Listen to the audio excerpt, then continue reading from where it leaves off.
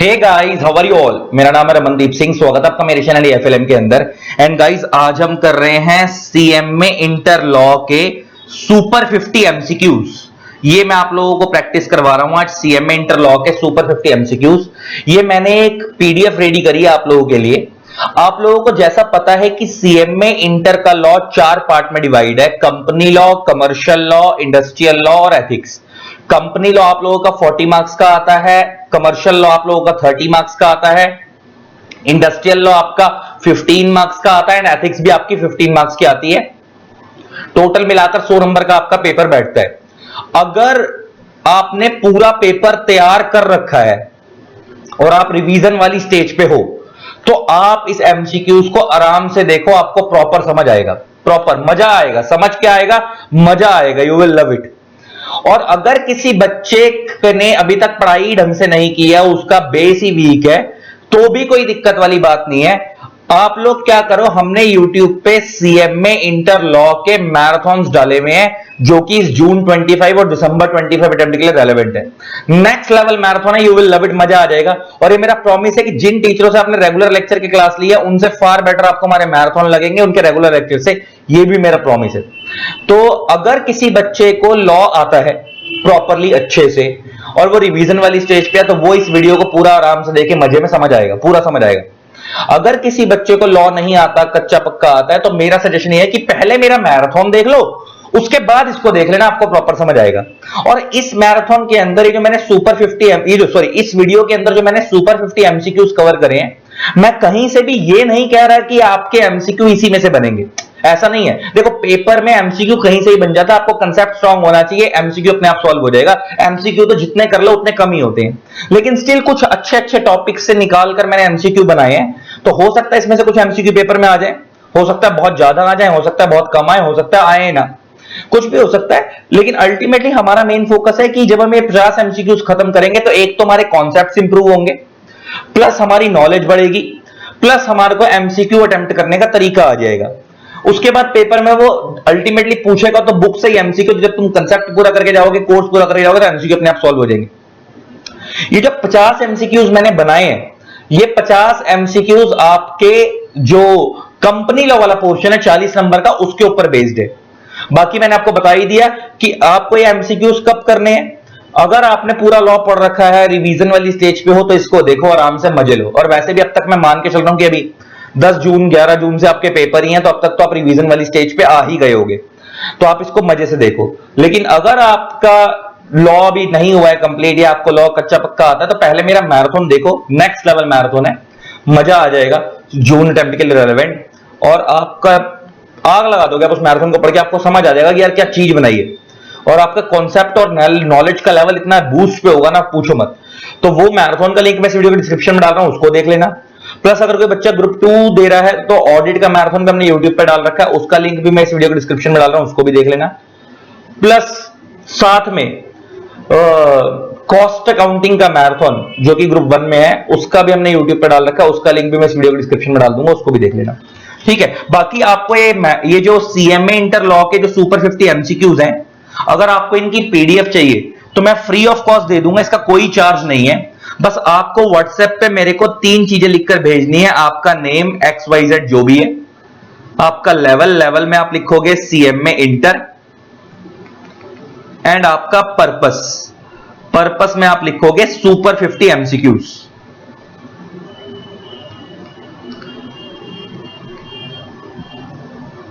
बस आप ये 3 चीजें मेरे को व्हाट्सएप पे लिख के भेज देना। मेरा व्हाट्सएप नंबर है 880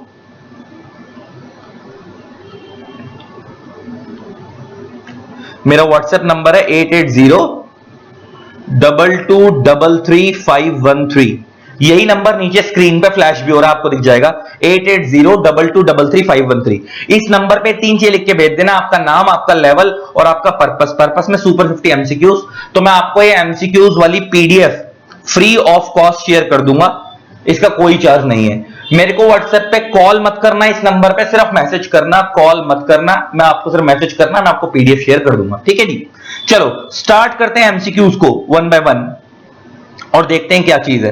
पहला, सबसे इसकी ये कई बार पेपर में आया हुआ है कि हमारा जो कंपनी एक्ट के प्रोविजन है वो कहां कहां एप्लीकेबल होते हैं। सर प्राइवेट कंपनी में एप्लीकेबल होते हैं, पब्लिक कंपनी में एप्लीकेबल होते हैं, गवर्नमेंट कंपनी पे एप्लीकेबल होते हैं, या ऑल कंपनीज पे, ऑल पे, सब पे एप्लीकेबल होते हैं, प्राइवेट पे भी, पब्लिक पे भी, ऑल कंपनीज, गवर्नमेंट कंपनी सब पे एप्लीकेबल होते हैं। तो इसका आंसर होगा D, all companies. Next, provision of companies act 2013 is applicable to insurance companies so far as it is not in consistence with the provision of insurance act। इसका क्या मतलब है सुनना, हमारे कंपनी लॉ के provisions private company, public company, government company इन पे तो लगते ही हैं, प्लस हमारे कंपनी लॉ के प्रोविजन जो इंश्योरेंस कंपनीज हैं, बैंकिंग कंपनीज हैं, उनके ऊपर भी लगते हैं। बस शर्त क्या होती है, क्योंकि हमारे इंडिया में इंश्योरेंस कंपनीज के लिए खुद का एक्ट है, insurance regulatory development authority act और इंश्योरेंस एक्ट, प्लस इसके अलावा बैंकिंग कंपनीज के लिए इंडिया में खुद का एक्ट है, बैंकिंग रेगुलेशन एक्ट, वो उनका स्पेसिफिक एक्ट है।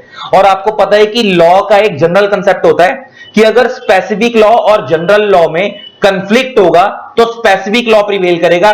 प्रिवेल का मतलब होता है ओवरराइड करेगा, स्पेसिफिक लॉ की बात मानी जाएगी, जनरल लॉ की बात नहीं मानी जाएगी। तो अब इसका मतलब यह है कि हमारा जो इंश्योरेंस कंपनीज इंडिया में है, उन इंश्योरेंस कंपनी के लिए जो इंश्योरेंस एक्ट बना हुआ है वो उनका स्पेसिफिक लॉ है, और जो कंपनी एक्ट है ये वाला लॉ, ये उनके लिए जनरल लॉ है।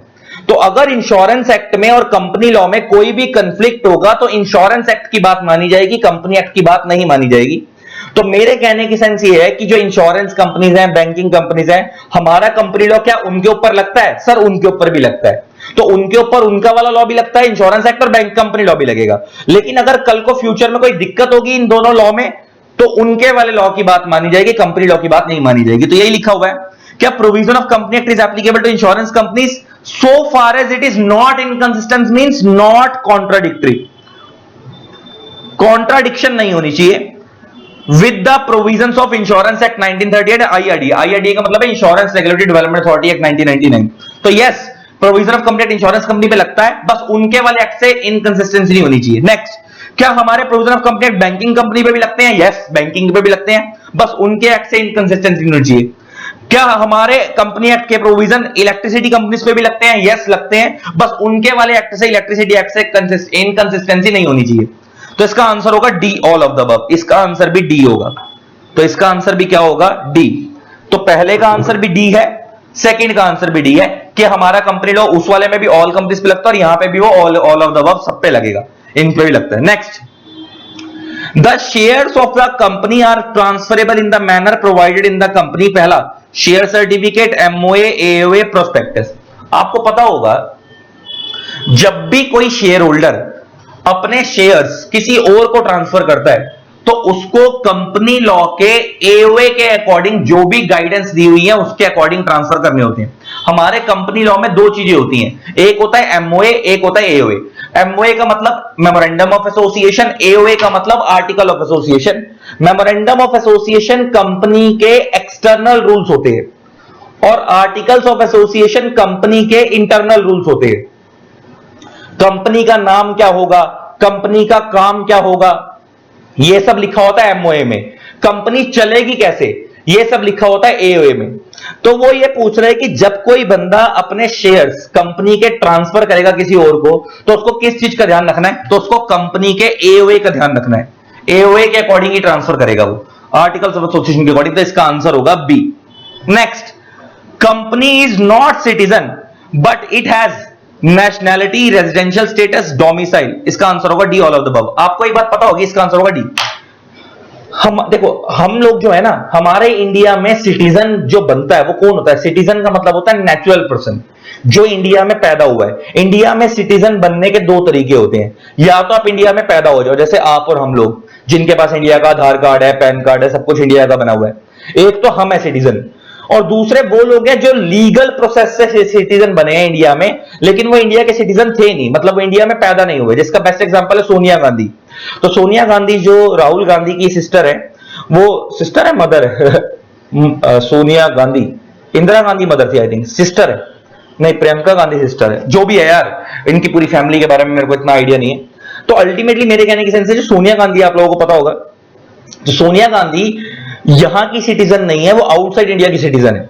तो वो इंडिया में उसने सिटीजनशिप अप्लाई करी है लीगल प्रोसेस से, क्योंकि वो इंडिया में पैदा नहीं हुई।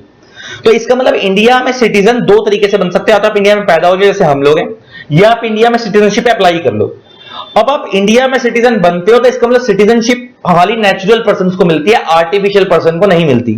तो इसलिए कंपनी इंडिया की सिटीजन नहीं मानी जाती, लेकिन कंपनी इंडिया की रेजिडेंट मानी जाती है, क्योंकि अल्टीमेटली कंपनी इंडिया में ऑपरेट हो रही है तो वो इंडिया में टैक्सेस पे करेगी, तो वो रेजिडेंट मानी जाएगी। जैसे आप लोगों ने कंपनी लॉ में पढ़ा होगा या इनकम टैक्स एक्ट में पढ़ा होगा कि इंडिया में रेजिडेंट कौन होता है, एक ऐसा व्यक्ति जो इंडिया में at least immediately preceding financial year में 182 डेज रहता है। आपने इनकम टैक्स एक्ट में पढ़ा होगा। वो इंसान के लिए, वो ह्यूमन बींग्स के लिए वो लिमिट है।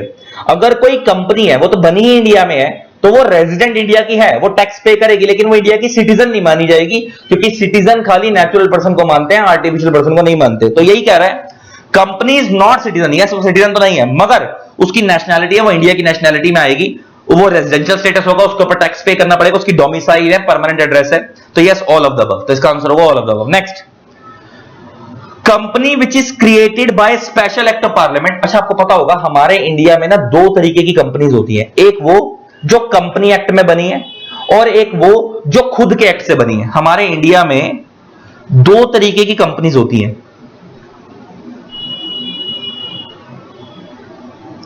एक वो जो कि रजिस्टर्ड अंडर कंपनीज एक्ट है,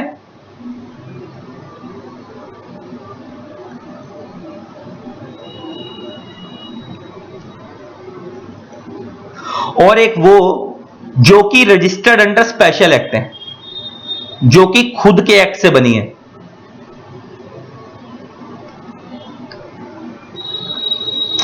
तो जो companies registered under companies act है उन्हें हम बोलते हैं रजिस्टर्ड कंपनीज, और जो companies registered under special act है उन्हें हम बोलते हैं स्टैट्यूटरी कॉर्पोरेशंस।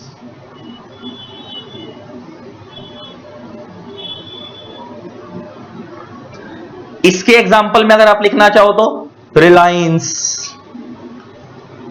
टाटा, ये सब कंपनीज एक्ट में बनी है। इसके एग्जाम्पल में अगर आप लिखना चाहो तो LIC, life insurance corporation of India, SBI, state bank of India, ये सब कंपनी एक्ट में नहीं बने, ये खुद के एक्ट से बने, इनका खुद का एक्ट है इंडिया में। तो ऐसी कंपनियां जो खुद के एक्ट से बनते हैं, जिनके लिए स्पेशल एक्ट पार्लियामेंट से पास कराया जाता है, उन्हें हम स्टैट्यूटरी कॉर्पोरेशन बोलते हैं। तो अब वो तुमसे क्या पूछ रहा है, वो पूछ रहा है कि sir company which is created by special act of parliament is known as chartered companies, special company, statutory company, government company. Statutory company, तो इसका आंसर होगा बी, स्टैट्यूटरी कंपनी। ठीक है जी। तो ये ऊपर इसको कार्ड, वैसे मैंने सारे आंसर लिख रखे हैं, ठीक है ना, जिसको मैं सर्कल सर्कल बनाता जाऊं वो आंसर है।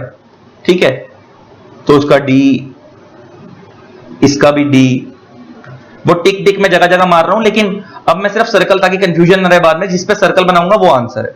ठीक है, वैसे आंसर मैंने लास्ट में लिख भी रखे हैं सारे। चलो जी, next question, in which of the following situations subsidiary company can hold shares in its holding company. अब जरा सुन लो पहले मेरी बात, पहले इस टॉपिक को समझो। आपको पता होगा हमारे कंपनी लॉ में दो तरीके की कंपनियां होती हैं, एक होती है होल्डिंग कंपनी, एक होती है सब्सिडरी कंपनी। मान लो एक कंपनी है एच लिमिटेड, मान लो एक कंपनी है एस लिमिटेड। अगर एच लिमिटेड एस लिमिटेड के more than 50% equity shares hold करती है तो एच कहलाएगी होल्डिंग कंपनी एंड एस कहलाएगी सब्सिडरी कंपनी।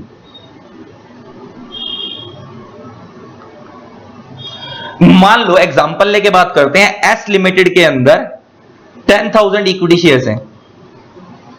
एग्जांपल लेकर बात करते हैं, एस लिमिटेड के अंदर 10,000 इक्विटी शेयर्स हैं एस लिमिटेड में।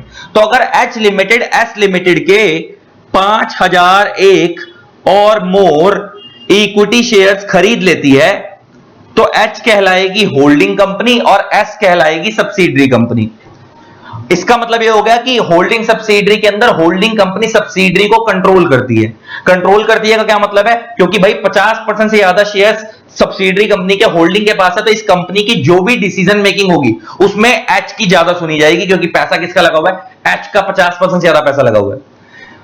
अब क्योंकि होल्डिंग सब्सिडरी को कंट्रोल कर रही है, तो क्या सब्सिडरी अपनी होल्डिंग को कंट्रोल कर सकती है? लॉ कहता है कि ये जैसे होल्डिंग सब्सिडरी में शेयर होल्ड कर रही है, क्या सब्सिडरी भी अपनी होल्डिंग के शेयर खरीद सकती है? लॉ कहता है जनरली तो नो, क्योंकि होल्डिंग सब्सिडरी को कंट्रोल कर रही है, तो सब्सिडरी अपनी होल्डिंग को कंट्रोल नहीं कर सकती। अगर होल्डिंग ने सब्सिडरी में शेयर्स खरीद रखे हैं, तो सब्सिडरी अपनी होल्डिंग में शेयर्स नहीं खरीद सकती। जनरल कंडीशन तो यही है कि जनरली तो नहीं खरीद सकती, लेकिन इसकी 3 एक्सेप्शंस हैं जो कि सेक्शन नंबर 19 में दी हुई है कंपनीज एक्ट के, जहां पे ये लिखा हुआ है कि 3 केसेस के अंदर सब्सिडरी कंपनी अपनी होल्डिंग कंपनी के शेयर होल्ड कर सकती है। वो 3 केस कौन कौन से अभी मैं बताऊंगा। इसका मतलब तुमसे कोई सीधी सी भाषा में पूछे, क्या एक होल्डिंग कंपनी सब्सिडरी के शेयर होल्ड करती है? यस करती है। अगर वो 50 से ज्यादा शेयर होल्ड करेगी तो वो हो जाएगी होल्डिंग, जिसको होल्ड किया सब्सिडरी। अब क्योंकि होल्डिंग सब्सिडरी में शेयर होल्ड कर रही है, इसलिए सब्सिडरी अपनी होल्डिंग के शेयर्स नहीं खरीद सकती, क्योंकि बाप अगर बेटे को कंट्रोल कर रहा है तो बेटा बाप को कंट्रोल नहीं कर सकता। लेकिन 3 केसेस में सब्सिडरी अपनी होल्डिंग के शेयर्स होल्ड कर सकती है। वो 3 केस कौन कौन से हैं? यहां पे वो 3 केस, पहला है it can hold shares as a legal representative of the deceased member of the holding company. Yes. अब इसका क्या मतलब है, it can hold share as a deceased member of holding company? जिसका क्या मतलब है, जैसे मैं एग्जांपल लेके बात करता हूं। एक पर्सन है मिस्टर ए,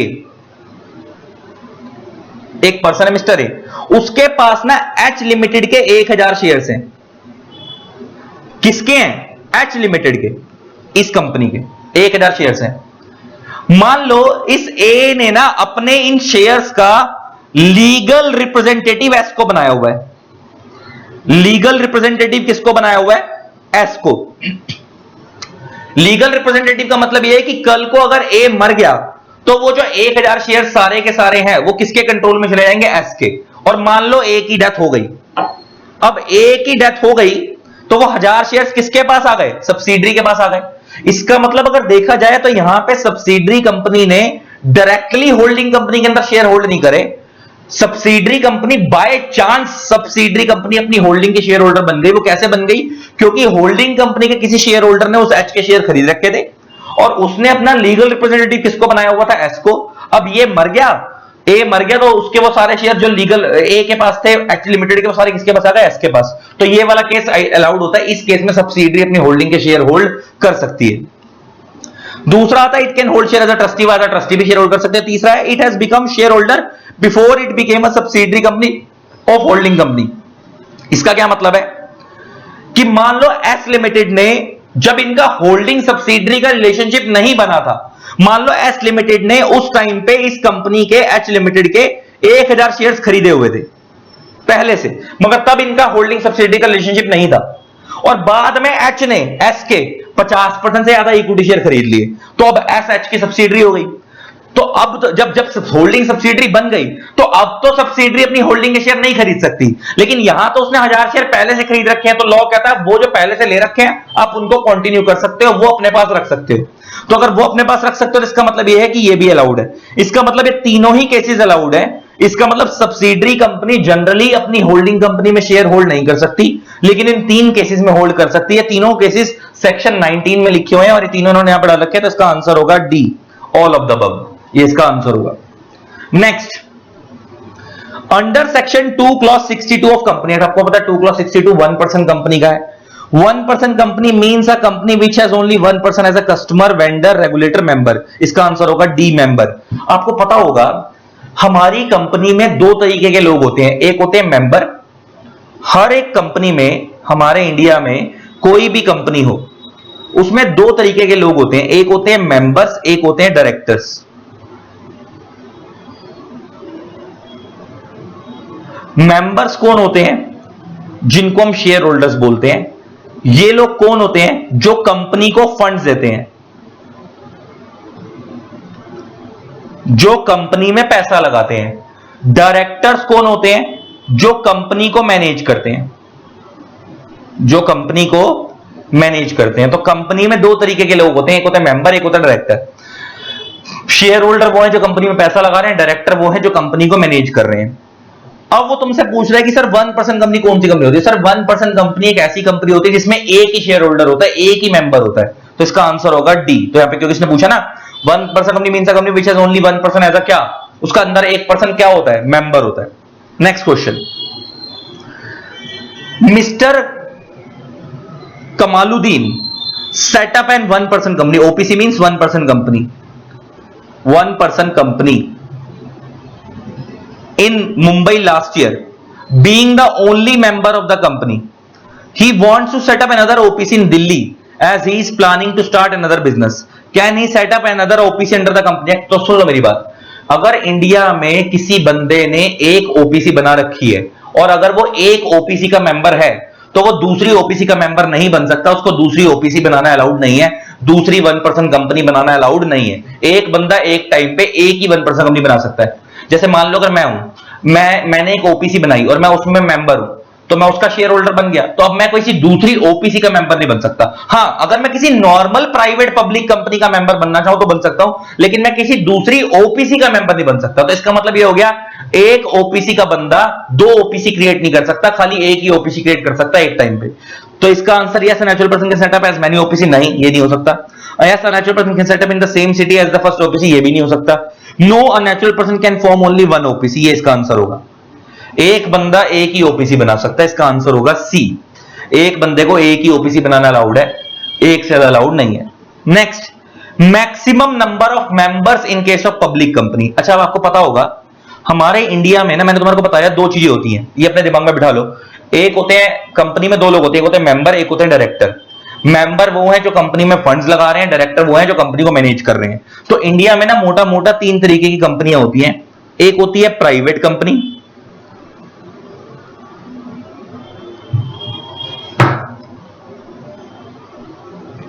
एक होती है पब्लिक कंपनी,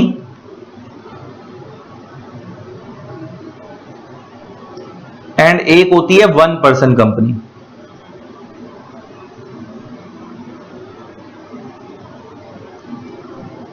इसको हम ओपीसी भी बोलते हैं, इसको हम क्या बोलते हैं? ओपीसी। तो एक होती है प्राइवेट कंपनी, एक होती है पब्लिक कंपनी, एक होती है 1% कंपनी। अब मैं जरा इनके अंदर मेंबर्स और डायरेक्टर्स की बात कर लूं, तो प्राइवेट कंपनी में मिनिमम 2 मेंबर्स होते हैं,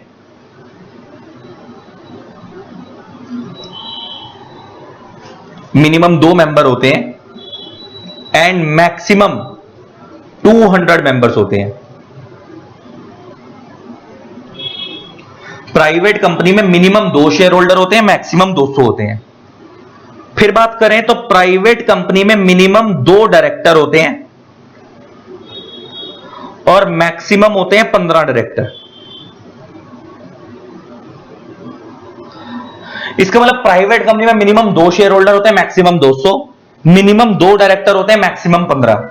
अब हम बात करते हैं पब्लिक कंपनी की, तो पब्लिक कंपनी में मिनिमम 7 मेंबर्स होते हैं,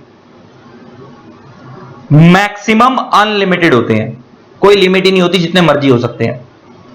अगर मैं डायरेक्टर्स की बात करूं तो पब्लिक कंपनी में मिनिमम 3 डायरेक्टर होते हैं और मैक्सिमम 15 डायरेक्टर होते हैं। इसका मतलब मैक्सिमम की लिमिट दोनों जगह कॉमन है। प्राइवेट कंपनी में भी मैक्सिमम 15 डायरेक्टर होते हैं, पब्लिक में भी मैक्सिमम 15 होते हैं, लेकिन मिनिमम अलग अलग है। मिनिमम प्राइवेट में 2, पब्लिक में 3। अब हम बात करते हैं 1% कंपनी की, तो 1% कंपनी में मिनिमम 1 मेंबर होता है एंड मैक्सिमम भी 1 ही मेंबर होता है। एंड अगर हम बात करें डायरेक्टर्स की, तो पब्लिक कंपनी में मिनिमम 1 डायरेक्टर होता है और मैक्सिमम 15 डायरेक्टर होते हैं 1% कंपनी में। इसका मतलब डायरेक्टर्स की मैक्सिमम की लिमिट तीनों जगह कॉमन है, 15 15 15, लेकिन मिनिमम की लिमिट सब जगह अलग है। प्राइवेट कंपनी में मिनिमम 2 डायरेक्टर होते हैं, पब्लिक में मिनिमम 3 डायरेक्टर होते हैं, ओपीसी में मिनिमम 1 डायरेक्टर होता है। फिर मेंबर्स की बात करें तो प्राइवेट में मिनिमम 2, मैक्सिमम 200, पब्लिक में minimum 7, maximum unlimited, 1% company minimum 1, maximum भी 1, ओपीसी में 1 से ज्यादा शेयर होल्डर नहीं होता, लेकिन 1 से ज्यादा डायरेक्टर हो सकता है। कितने हो सकते हैं? 15। तो अब क्वेश्चन क्या है, ये आप नोट कर लेना, ये वाली चीजें। अब क्वेश्चन क्या है? क्वेश्चन क्या है तुम्हारा?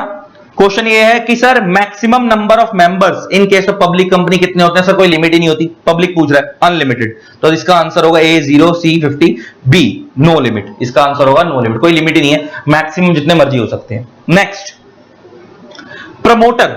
अब सुन लो मेरी बात, कंपनी लॉ में एक बंदा होता है जिसको हम बोलते हैं प्रमोटर। प्रमोटर एक ऐसा बंदा होता है जिसका उस कंपनी पे कंट्रोल होता है, और कंट्रोल किसका होता है? जो उस कंपनी का सबसे बड़ा शेयर होल्डर होता है। जैसे भी मैंने तुम्हारे को होल्डिंग सब्सिडरी वाला एग्जांपल दिया, तो होल्डिंग कंपनी के पास सब्सिडरी कंपनी के 50% से ज्यादा शेयर थे। इसका मतलब सबसे बड़ा शेयर होल्डर होल्डिंग कंपनी खुद थी, तो सब्सिडरी कंपनी की प्रमोटर कौन हो गई? Holding company. तो इसका मतलब किसी भी कंपनी का जो सबसे बड़ा शेयर होल्डर होता है उसी को हम प्रमोटर बोलते हैं, और क्योंकि वो सबसे बड़ा है तो सबसे ज्यादा पैसा उसका लगा हुआ है, तो सबसे ज्यादा कंट्रोल भी कंपनी का उसी के पास है। तो बेसिकली तुमसे पूछ रहा है प्रमोटर कौन है? Who has promoter means a person who has control over the affairs of the company, जिसके पास कंपनी का कंट्रोल है। Next, in accordance with whose advice, direction and instruction board of directors of the company is accustomed to act। इसका क्या मतलब है? जिसके कहने पे डायरेक्टर्स काम करते हैं। कंपनी में डायरेक्टर जो भी करते हैं वो प्रमोटर के कहने पे करते हैं। क्या ये सच है? आंसर इज यस, सच है। तो इसका पहला पॉइंट भी ओके है कि प्रमोटर के पास कंपनी का कंट्रोल होता है। दूसरा पॉइंट भी ओके है कि उसके कहने पे ही सारे डायरेक्टर्स कंपनी में काम करते हैं। तो इसका आंसर होगा सी, ईदर ए और बी। ए भी ओके है, बी भी ओके है, दोनों ओके है, तो इसका आंसर होगा सी। नेक्स्ट, अब प्रमोटर कैन बी, प्रमोटर कौन होगा? तो प्रमोटर कोई इंडिविजुअल भी हो सकता है, कोई एसोसिएशन पर्सन भी हो सकती है, कोई फर्म भी हो सकती है, ऑल ऑफ द अबव। तो इसका आंसर होगा D, all of the above. इसका आंसर होगा डी, कोई भी हो सकता है। नेक्स्ट, अब ये बात कर रहा है सेक्शन, ये क्वेश्चन नंबर 12, ये है सेक्शन 8 कंपनी का। सुन लो मेरी बात, पहले तो मैं इसके बारे में बात कर लेता हूं। हमारे इंडिया में एक कंपनी है कंपनी लॉ के अंदर, उसको हम बोलते हैं सेक्शन 8 कंपनी। हमारे इंडिया के अंदर एक कंपनी है कंपनी लॉ में, उसे हम क्या बोलते हैं? Section 8 company. सेक्शन 8 कंपनी का मतलब है non profit company. Section 8 company का मतलब है नॉन प्रॉफिट कंपनी। ये एक ऐसी कंपनी है जो कि इंडिया में सोशल वेलफेयर करने के लिए बनी है, लोगों का भला करने के लिए बनी है, प्रॉफिट कमाने के लिए नहीं बनी। और इंडिया में अगर आपको सेक्शन 8 कंपनी बनानी है तो आपको सेंट्रल गवर्नमेंट से लाइसेंस लेना पड़ता है। अगर इंडिया में आपको सेक्शन 8 कंपनी बनानी है तो आपको सेंट्रल गवर्नमेंट से क्या लेना पड़ता है? लाइसेंस लेना पड़ता है कि भाई हम एक ऐसी कंपनी बनाना चाहते हैं जो लोगों का वेलफेयर करेगी, लोगों का भला करेगी, हम एक नॉन प्रॉफिट कंपनी बनाना चाहते हैं। तो सेंट्रल गवर्नमेंट आपको लाइसेंस देगी तो आप ये कंपनी बना सकते हो। अगर आपकी सेक्शन 8 कंपनी फ्रॉड करती हुई पकड़ी गई, मान लो आपने लोगों का भला करने के लिए कंपनी बनाई थी लेकिन आप लोगों का भला नहीं कर रहे, आप गड़बड़ी कर रहे हो, क्योंकि अगर आप लोगों का भला कर रहे हो तो लोग आपको डोनेशंस देंगे। इंडिया में जो एनजीओ होती हैं, एनजीओ वो क्या करती हैं? एनजीओ जैसे कोई बंदे ने एनजीओ बनाई गरीब बच्चों को पढ़ाने के लिए, कोई बच्चे ने एनजीओ बनाई मेडिकल ट्रीटमेंट करवाने के लिए गरीब लोगों का। अब ये जो एनजीओ वाले हैं ये क्या करते हैं? बड़े बड़े इंडस्ट्रीज से डोनेशंस लेते हैं और उस डोनेशंस के पैसे से बच्चों को भला करते हैं। तो मान लो सेक्शन 8 कंपनी भी यही करती है कि लोगों से डोनेशंस लेती है और उसके बाद जिस पर्पस के लिए वो वेलफेयर करने के लिए बनी है वो उस पर्पस के लिए वो पैसा यूज करती है। तो मान लो किसी सेक्शन 8 कंपनी ने बड़े बड़े इंडस्ट्रीज से डोनेशंस वगैरह ली और उन्होंने उस पैसे का मिस यूज करा और उन्होंने उस पैसे को गलत तरीके से यूज करा, और वो उसके जो सेक्शन 8 कंपनी के जो मेंबर्स थे वो खुद ही पैसा खा गए सारा का सारा। उन्होंने जिस वेलफेयर के लिए बनाई थी उन्होंने वो वेलफेयर किया ही नहीं। तो उस केस में अगर सेंट्रल गवर्नमेंट को ये बात पता लगती है तो सेंट्रल गवर्नमेंट 3 काम कर सकती है। सेंट्रल गवर्नमेंट आपका लाइसेंस कैंसिल कर सकती है, सेंट्रल गवर्नमेंट आपकी कंपनी को वाइंड अप करा सकती है, बंद करा सकती है, सेंट्रल गवर्नमेंट आपकी कंपनी को किसी दूसरी नॉन प्रॉफिट कंपनी में अमलगमेट भी करा सकती है। इसका मतलब अगर आपकी कंपनी फ्रॉड करती हुई पकड़ी गई तो सेंट्रल गवर्नमेंट आपके ऊपर 3 एक्शन ले सकती है। वो 3 एक्शन क्या क्या है? आपकी कंपनी को बंद कराया जा सकता है, आपकी कंपनी को लाइसेंस कैंसिल किया जा सकता है, मतलब आपको नॉन प्रॉफिट से प्रॉफिट में कन्वर्ट कर दिया जाएगा, और आपकी कंपनी को अमलगमेट कराया जा सकता है किसी दूसरी सेक्शन 8 कंपनी में। तो अब ये क्वेश्चन क्या है? क्वेश्चन है ऑन रेवोकेशन। रेवोकेशन का मतलब होता है cancellation. On cancellation of licence of section 8 company, central government may direct to convert its status and change its name. अगर सेक्शन 8 कंपनी आपका लाइसेंस कैंसिल करती है तो क्या वो आपको स्टेटस कन्वर्ट कर सकती है? स्टेटस मींस नॉन प्रॉफिट से प्रॉफिट में कन्वर्ट कर सकती है, यस। नेक्स्ट, क्या वो आपकी कंपनी को वाइंड अप भी कर सकती है अगर उनको जरूरत लगती है? यस। क्या वो आपकी कंपनी को अमलगमेट भी कर सकती है किसी दूसरे सेक्शन 8 कंपनी में? Answer is yes. तो इसका आंसर क्या होगा? इसका आंसर होगा D, either A or B और सी तीनों ओके हैं, तीनों ओके हैं।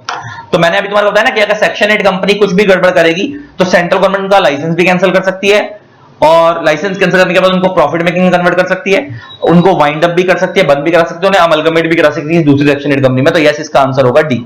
Next, which of the following is incorrect with reference to conversion of one type of company into another type of company.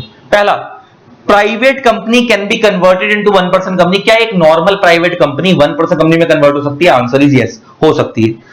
Section 8 company can be converted into one person company. Answer is no. हमारे company law में non profit company को one person company में convert होना allowed नहीं है और one person company को non profit में कन्वर्ट होना अलाउड नहीं है। दोनों ही एक दूसरे में कन्वर्ट नहीं हो सकती। तो इसका आंसर होगा बी। तो इसका आंसर होगा बी। ठीक है ना? बाकी तो नीचे वाला तो ओके। अब नीचे जाकर पढ़ना क्या, जब पहले ही पता लग गया बी में, तो इसका आंसर है B. Next, as per section 13 of the companies act name of a company can be change by shareholder any time. अच्छा सुन लो मेरी बात, हमारे कंपनी लॉ में ना दो तरीके के रेजोल्यूशंस होते हैं। दो तरीके के मेनली रेजोल्यूशन होते हैं। रेजोल्यूशन क्या होता है आप समझते हो ना? रेजोल्यूशन समझते हो? रेजोल्यूशन का मतलब होता है, देखो एक बात बताओ, कंपनी के जैसे तुम घर में कोई भी काम करते हो तो तुम किसकी परमिशन लेते हो? पापा मम्मी की। तुम्हें अगर कहीं ट्रिप पे जाना है, कहीं घूमने आना, तुम किसकी परमिशन लेते हो? पापा मम्मी की, क्योंकि पैसा किसका है? पापा मम्मी का। तुम्हें कहीं जाना तो उसके लिए पैसा चाहिए। अब पैसे कौन देगा? पापा मम्मी देंगे। तो इसलिए किसकी परमिशन लेते हो? पापा मम्मी की परमिशन लेते हो। तो अब हो तो क्या रहा है, अब यहां पे भी वही चीज है, अब ध्यान देने वाली। मान लो कंपनी में डायरेक्टर्स को कोई भी डिसीजन लेना है ना, तो वो खुद नहीं लेते। कोई भी काम करवाना है तो उनको पहले शेयर होल्डर्स की परमिशन लेनी पड़ती है। क्या करनी पड़ती है? शेयर होल्डर्स की परमिशन लेनी पड़ती है। कंपनी में डायरेक्टर्स को कोई भी बड़ा काम करना है तो उसके लिए शेयर होल्डर्स की परमिशन लेनी पड़ती है, और जो शेयर होल्डर्स परमिशन देते हैं उसे हम बोलते हैं रेजोल्यूशन। अगर शेयर होल्डर ने परमिशन दे दी तो उसे हम बोलते हैं कि रेजोल्यूशन पास हो गया। तो उसे हम क्या बोलते हैं? रेजोल्यूशन पास हो गया। रेजोल्यूशन ना दो तरीके के होते हैं। एक होता है ऑर्डिनरी रेजोल्यूशन, इसको हम शॉर्ट में बोलते हैं ओआर, और एक होता है स्पेशल रेजोल्यूशन, इसको हम शॉर्ट में बोलते हैं एसआर। ऑर्डिनरी रेजोल्यूशन पास होता है मोर देन 50% पे, और स्पेशल रेजोल्यूशन पास होता है 75% और मोर पे। अब इसका क्या मतलब है? मान लो एक कंपनी है एक्स लिमिटेड, और मान लो इस कंपनी के अंदर 100 शेयर होल्डर हैं। मान लो इस कंपनी में 100 शेयर होल्डर्स हैं, और मान लो अगर ये कंपनी ओआर पास कराना चाहती है, अगर ये कंपनी ओआर पास कराना चाहती है तो 100 में से अगर 51 और मोर लोग एग्री करेंगे तो ओआर पास हो जाएगा। अगर ये कंपनी एसआर पास कराना चाहती है तो मैंने क्या बताया, एसआर कितने में पास होता है? 75% पे। तो अगर 100 में से 100 शेयर होल्डर्स में से 75 और मोर लोग एग्री करेंगे तो एसआर पास हो जाएगा। इसका मतलब कंपनी में डायरेक्टर जो भी काम करते हैं वो शेयर होल्डर से पूछ के करते हैं बड़ा काम, क्योंकि पैसा किसका लगा? शेयर होल्डर का। और शेयर होल्डर से परमिशन मांगते हैं, और वो परमिशन जो मिलती है उसे हम क्या बोलते हैं? स्पेशल रेजोल्यूशन, उसे हम क्या बोलते हैं? रेजोल्यूशन। और रेजोल्यूशन मेनली दो तरीके के होते हैं, एक होता है ऑर्डिनरी रेजोल्यूशन, एक होता है स्पेशल रेजोल्यूशन। ऑर्डिनरी रेजोल्यूशन कितने पे पास होता है? मोर देन 50% पे। स्पेशल रेजोल्यूशन कितने पे पास होता है? 75% और मोर पे। तो अगर कंपनी में 100 शेयर होल्डर है और 51 और मोर लोग एग्री करेंगे तो ओआर पास हो जाएगा, और अगर कंपनी में 100 शेयर होल्डर है और 75 और मोर लोग एग्री करेंगे तो एसआर पास हो जाएगा। ऑर्डिनरी रेजोल्यूशन को शॉर्ट में क्या बोलते हैं? ओआर। स्पेशल रेजोल्यूशन को शॉर्ट में क्या बोलते हैं? एसआर। अब ये बात आपको समझ आ गई। अब ये टॉपिक क्या है, अगर कोई कंपनी है वो अपना नाम चेंज करना चाहती है, कोई कंपनी है, मान लो किसी कंपनी का नाम है एक्स लिमिटेड, और वो इस नाम को चेंज करके अपना नाम करना चाहती है वाई लिमिटेड, वो अपना नाम चेंज करना चाहती है, तो क्या वो कर सकती है? लॉ कहता है कर सकती है। उसके लिए कंपनी लॉ का सेक्शन 13 लगता है 13, और वो ये बोलता है जब भी कोई कंपनी अपना नाम चेंज करेगी तो उसको स्पेशल रेजोल्यूशन पास करवाना पड़ेगा, साथ में सेंट्रल गवर्नमेंट की परमिशन लेनी पड़ेगी। उसको दो काम करने पड़ेंगे, एक तो स्पेशल रेजोल्यूशन पास कराना पड़ेगा, और स्पेशल रेजोल्यूशन क्या होता है आपको पता है, और दूसरा क्या करना पड़ेगा? सेंट्रल गवर्नमेंट की परमिशन लेनी पड़ेगी। तो वो यही पूछ रहा है, as per section 13 of companies act name of a company can be change by shareholders any time by dash and dash. तो वो डैश एंड डैश क्या है? By passing ordinary resolution and getting approval of central government, no, by passing special resolution and getting approval of central government. Answer is yes. तो इसका answer होगा B.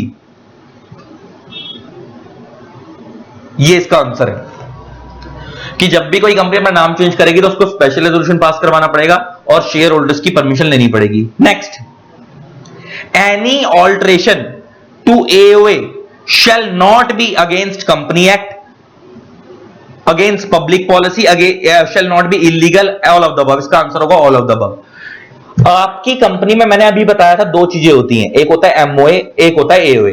MOA क्या होते हैं? कंपनी के external rules. AOA क्या होते हैं? कंपनी के इंटरनल रूल्स।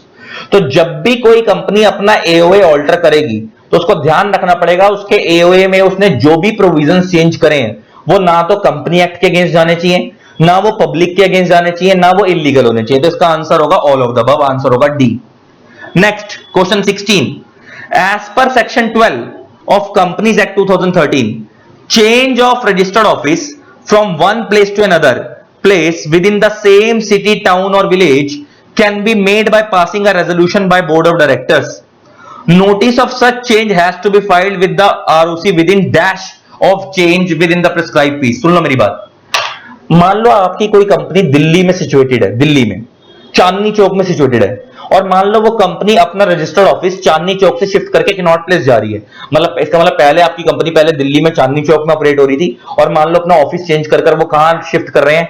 कनॉट प्लेस में शिफ्ट कर रहे हैं, अपना रजिस्टर्ड ऑफिस शिफ्ट कर रहे हैं। तो ऐसे केस में आपकी कंपनी को कंपनी लॉ में एक अथॉरिटी है आरओसी, रजिस्ट्रार ऑफ कंपनीज, उसको बताना पड़ता है 30 दिन के अंदर, क्योंकि आपकी कंपनी किसके पास, जब भी इंडिया में कोई बंदा कंपनी बनाता है तो वो आरओसी के रिकॉर्ड में रजिस्टर होती है, रजिस्ट्रार ऑफ कंपनी के रिकॉर्ड में रजिस्टर होती है। तो अगर आप उस कंपनी में कोई भी छेड़ाछाड़ी करोगे तो आपको आरओसी को बताना पड़ता है, सरकार को बताना पड़ता है, रजिस्ट्रार ऑफ कंपनीज को बताना पड़ता है। तो रजिस्ट्रार ऑफ कंपनी को शॉर्ट में क्या बोलते हैं? आरओसी। आरओसी का ऑफिस दिल्ली में नेहरू प्लेस में। तो अगर आपकी कंपनी कभी भी अपना रजिस्टर्ड ऑफिस शिफ्ट करती है सेम सिटी, टाउन और विलेज में, तो वो पूछ रहा है कितने दिन में आरओसी को बताना होता है? तो 30 दिन में बताना होता है। तो इसका आंसर होगा सी, 30 दिन। नेक्स्ट क्वेश्चन क्या है? Which of the following are included within the meaning of prospectus as per section 2 clause 70 of the Company Act? पहला, any document prescribing prospectus, red herring prospectus, shell prospectus, all of the above। अब सुन लो मेरी बात, हमारी कोई भी company, हमारे India में क्या होता है, कोई भी कंपनी जब पब्लिक इशू लेकर आती है तो उसके लिए ना वो एक प्रोस्पेक्टस इशू करती है। मान लो एक कंपनी है एक्स लिमिटेड, मान लो एक कंपनी एक्स लिमिटेड, मान लो ये पब्लिक इशू लेकर आई, मान लो ये क्या लेकर आई? पब्लिक इशू लेकर आई जनता के लिए कि भाई हमारी कंपनी 1 लाख शेयर्स लेकर आ रही है एट ₹100 ईच, जिसको खरीदने हैं खरीद लो।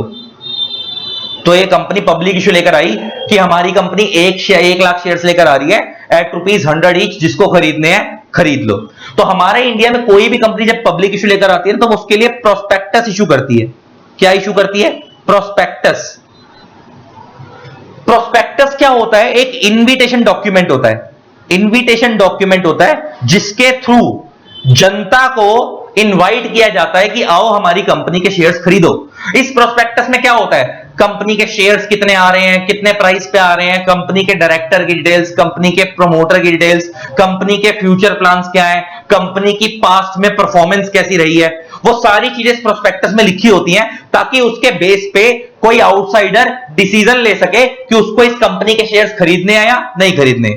अब प्रोस्पेक्टस ना कई तरीके के होते हैं, एक होता है नॉर्मल प्रोस्पेक्टस, एक होता है रेड हेरिंग प्रोस्पेक्टस, एक होता है शेल्फ प्रोस्पेक्टस। इन सब प्रोस्पेक्टस में क्या फर्क होता है अभी आगे जाके बात करूंगा, लेकिन प्रोस्पेक्टस कई तरीके के होते हैं। तो वो तुमसे यही पूछ रहा है कि सर जब आपकी कंपनी मार्केट में प्रोस्पेक्टस इशू करेगी तो प्रोस्पेक्टस में क्या क्या चीजें कवर होती हैं? Sir any document described as prospectus cover होता है, शेल्फ प्रोस्पेक्टस भी कवर होता है, रेड हेरिंग भी कवर होता है, ऑल ऑफ द अबव। तो इसका आंसर होगा D, all of the above. Next हमारे अब ये नेक्स्ट क्वेश्चन जो आ रहा है, ये क्वेश्चन नंबर 18, ये क्या चीज है? ये प्राइवेट प्लेसमेंट पे बेस्ड है। ये क्या है अभी बताता हूं।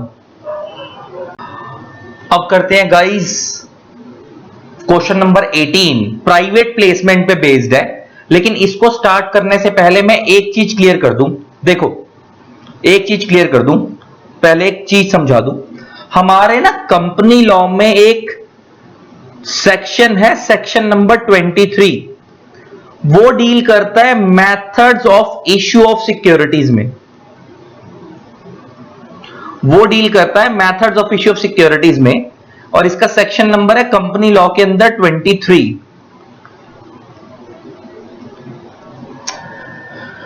अब ये जो सेक्शन 23, अच्छा यहां पे वर्ड मैंने लिखा सिक्योरिटी, सिक्योरिटी वाइडर टर्म है शेयर से। जब मैं बोलूं सिक्योरिटी तो सिक्योरिटी के अंदर इक्विटी शेयर भी आता है, सिक्योरिटी के अंदर प्रेफरेंस शेयर भी आता है, सिक्योरिटी के अंदर डिबेंचर्स भी आते हैं, एटसेट्रा। जब मैं बोलूं ना शेयर्स, तो शेयर का मतलब खाली दो ही चीजें होती हैं, इक्विटी शेयर या प्रेफरेंस शेयर। लेकिन जब मैं बोलूं सिक्योरिटी, तो सिक्योरिटी में शेयर्स भी आते हैं, डिबेंचर्स भी आते हैं। अब कंपनी लॉ में एक सेक्शन है 23, ये डील करता है methods of issue of securities के अंदर, ये डील करता है। अब ये क्या कहता है, ये कहता है एक कंपनी चार तरीके से सिक्योरिटीज इशू कर सकती है। एक होता है पब्लिक इशू, एक होता है राइट्स इशू,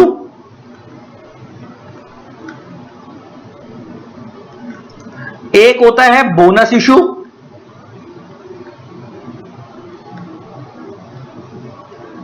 और एक होता है प्राइवेट प्लेसमेंट। तो ये सेक्शन कहता है कि एक कंपनी चार तरीके से सिक्योरिटीज इशू कर सकती है, right issue, bonus issue, public issue, private placement. चारों में क्या फर्क होता है? जब कोई कंपनी ऐसा बोलती है कि भाई हमारी कंपनी 1 लाख शेयर लेकर आ रही है 10 रुपए के हिसाब से, जिसको खरीदना खरीद लो, मतलब जहां पे कोई भी खरीद सकता है, तो उसको हम बोलते हैं public issue. Here anyone can buy, यहां पे कोई भी बंदा शेयर्स खरीद सकता है। राइट इशू किसको होता है? खाली एग्जिस्टिंग शेयर होल्डर्स को। यहां पे क्या होता है राइट इशू के अंदर? मान लो कोई कंपनी है, कंपनी का मन कर रहा है कि भाई हम 1 लाख नए शेयर अलॉट करना चाहते हैं, तो कंपनी उसका पहला ऑफर एग्जिस्टिंग शेयर होल्डर को देती है कि आप खरीद लो। वो नहीं खरीदेंगे तो बाहर बेचेगी। तो राइट इशू का मतलब है जहां पे शेयर्स को खरीदने का पहला राइट कंपनी के जो ऑलरेडी शेयर होल्डर हैं, एग्जिस्टिंग शेयर होल्डर हैं, उनको दिया जाता है। पहले वो खरीदे, उनको ऑफर दिया जाएगा। अगर वो नहीं खरीदने में इंटरेस्टेड तो बाहर बेचे जाएंगे। और ये जो शेयर्स होते हैं, ये मार्केट रेट से सस्ते रेटों पे दिए जाते हैं। मान लो अगर कंपनी वो शेयर मार्केट में 300 रुपए का दे रही है, तो वो अपने शेयर होल्डर्स को 250 में दे देगी, 260 में दे देगी, इस तरीके से। फिर नेक्स्ट आता है बोनस इशू। ये भी एग्जिस्टिंग शेयर होल्डर्स को दिया जाता है, लेकिन यहां पे कंपनी अपने शेयर होल्डर्स को फ्री ऑफ कॉस्ट शेयर देती है, फ्री ऑफ कॉस्ट। और फिर आता है प्राइवेट प्लेसमेंट। यहां पे shares company existing shareholders को नहीं देती, किसी आउटसाइडर को ही देती है, लेकिन जिसको वो देती है उसको कंपनी जानती होती है पहले से, वो कंपनी के बंदे नॉन में होते हैं। जैसे मान लो मेरी गली के अंदर कुछ लोग रहते हैं, तो मेरे कोई रिश्तेदार नहीं है, लेकिन मैं उन्हें जानता हूं। तो यहां पे जो शेयर्स अलॉट होते हैं वो आइडेंटिफाइड पर्संस को होते हैं, मतलब जिनको कंपनी जानती है उनको शेयर अलॉट करती है। तो एक कंपनी जो शेयर्स इशू करती है, सिक्योरिटी इशू करती है, उसके 4 तरीके हैं: public issue, right issue, bonus issue, private placement. Public issue में कोई भी खरीद सकता है। राइट इशू में company offer existing share holder को देती है खरीदने के लिए मार्केट से सस्ते रेटों पे। बोनस इशू में भी शेयर्स का ऑफर एग्जिस्टिंग शेयर होल्डर को दिया जाता है, लेकिन यहां पे सीधा अलॉटमेंट हो जाती है, वो भी बिना किसी पैसे के free of cost share allot हो जाते हैं। और प्राइवेट प्लेसमेंट में कंपनी एग्जिस्टिंग शेयर होल्डर्स को शेयर ऑफर नहीं करती, किसी आउटसाइडर को करती है, लेकिन कंपनी उसको जानती होती है, कंपनी के लिए वो आइडेंटिफाइड पर्सन होते हैं। तो 4 तरीके से कंपनी सिक्योरिटी इशू करती है। अच्छा, एक चीज और, पब्लिक कंपनी इन चारों तरीके से सिक्योरिटीज को इशू कर सकती है। पब्लिक कंपनी को ये चारों मेथड अलाउड है, लेकिन प्राइवेट कंपनी पब्लिक इशू के थ्रू नहीं कर सकती, बाकी के 3 मेथड से अलाउड है। तो पब्लिक कंपनी को चारों मेथड अलाउड है, प्राइवेट कंपनी को पब्लिक इशू वाला रूट अलाउड नहीं है, बाकी के 3 रूट अलाउड है। अब पढ़ते हैं बुक से। अब ये क्वेश्चन क्या है? As per section 42 subsection 2, private placement means any offer of security or invitation to subscribe security to a selected group of person। मैंने बताया ना, selected group means जिनको कंपनी जानती है उन्हीं को देती है, through issue of private placement offer cum application letter. इसका आंसर 1 ही होगा, पहला ही होगा, पहले वाला। इसका आंसर ये है, जब भी कोई कंपनी प्राइवेट प्लेसमेंट करती है तो शेयर होल्डर्स को private placement offer plus application form भेजती है, कि ऑफर देती है कि तुम्हें हमारे शेयर खरीदने हैं और अगर तुम इंटरेस्टेड हो तो एप्लीकेशन फॉर्म भर के दे दो। तो यहां पे private placement offer cum application letter share holders को जाता है। तो ये क्वेश्चन नंबर 18 हो गया। नेक्स्ट, अच्छा अब ये पॉइंट बड़ा इंपॉर्टेंट है। प्राइवेट प्लेसमेंट में जो कंपनी, मैंने तुम्हारे को बताया कि प्राइवेट प्लेसमेंट में कंपनी अपने एग्जिस्टिंग शेयर होल्डर्स को ही ऑफर देती है। तो लॉ कहता है कि 1 साल के अंदर आप मैक्सिमम 200 लोगों को ऑफर दे सकते हो। कितने लोगों को ऑफर दे सकते हो? 200 लोगों को। तो यही पूछ रहा है, private placement offer shall be made to dash person in aggregate in a financial year. तो वो कितने से ज्यादा नहीं होनी चाहिए? 200 से ज्यादा नहीं होनी चाहिए। तो यहां पे नॉट मोर देन 50 नहीं, नॉट मोर देन 200 नहीं, नॉट मोर देन 100 नहीं, नॉट मोर देन 200। ये डी इसका आंसर होगा। प्राइवेट प्लेसमेंट ऑफर 1 साल में 200 से ज्यादा लोगों को नहीं दिया जाता। नेक्स्ट, नेक्स्ट क्या बोलता है, और return of allotment of securities under section 42 of the companies act, 42 अभी हमने ऊपर पढ़ा प्राइवेट प्लेसमेंट का है, shall be filed with the registrar with in 30 days of allotment in form number. अच्छा पहले बात तो ये ठीक कर लो, ये 30 डेज में फाइल नहीं होता यहां पे। देखो जब कंपनी प्राइवेट प्लेसमेंट से शेयर्स अलॉट करती है ना, तो रिटर्न ऑफ अलॉटमेंट 30 दिन में फाइल नहीं होती, 15 दिन में फाइल होती है। अगर कंपनी प्राइवेट प्लेसमेंट से शेयर अलॉट करती है, रिटर्न ऑफ अलॉटमेंट का मतलब है कि कंपनी एक लिस्ट रेडी करती है कि उसने किस किस शेयर होल्डर्स को कितने कितने शेयर अलॉट करे, उनका नाम, उनके नाम के आगे उनके शेयर्स और उनकी वैल्यू लिखकर कंपनी रजिस्ट्रार को भेजती है, आरओसी के पास भेजती है। वो लिस्ट जो कंपनी भेजती है वो फॉर्म नंबर PAS 3 में भेजती है।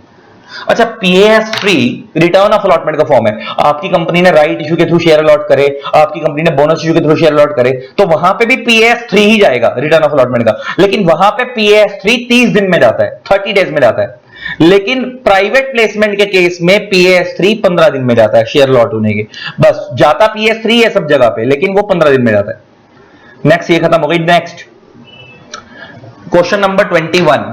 अब ये क्या है, dash means a prospectus which does not include complete particulars of the quantum means quantity or price of the securities included therein। अब ये सुनना मेरी बात ध्यान से, इसका आंसर होता है red herring prospectus.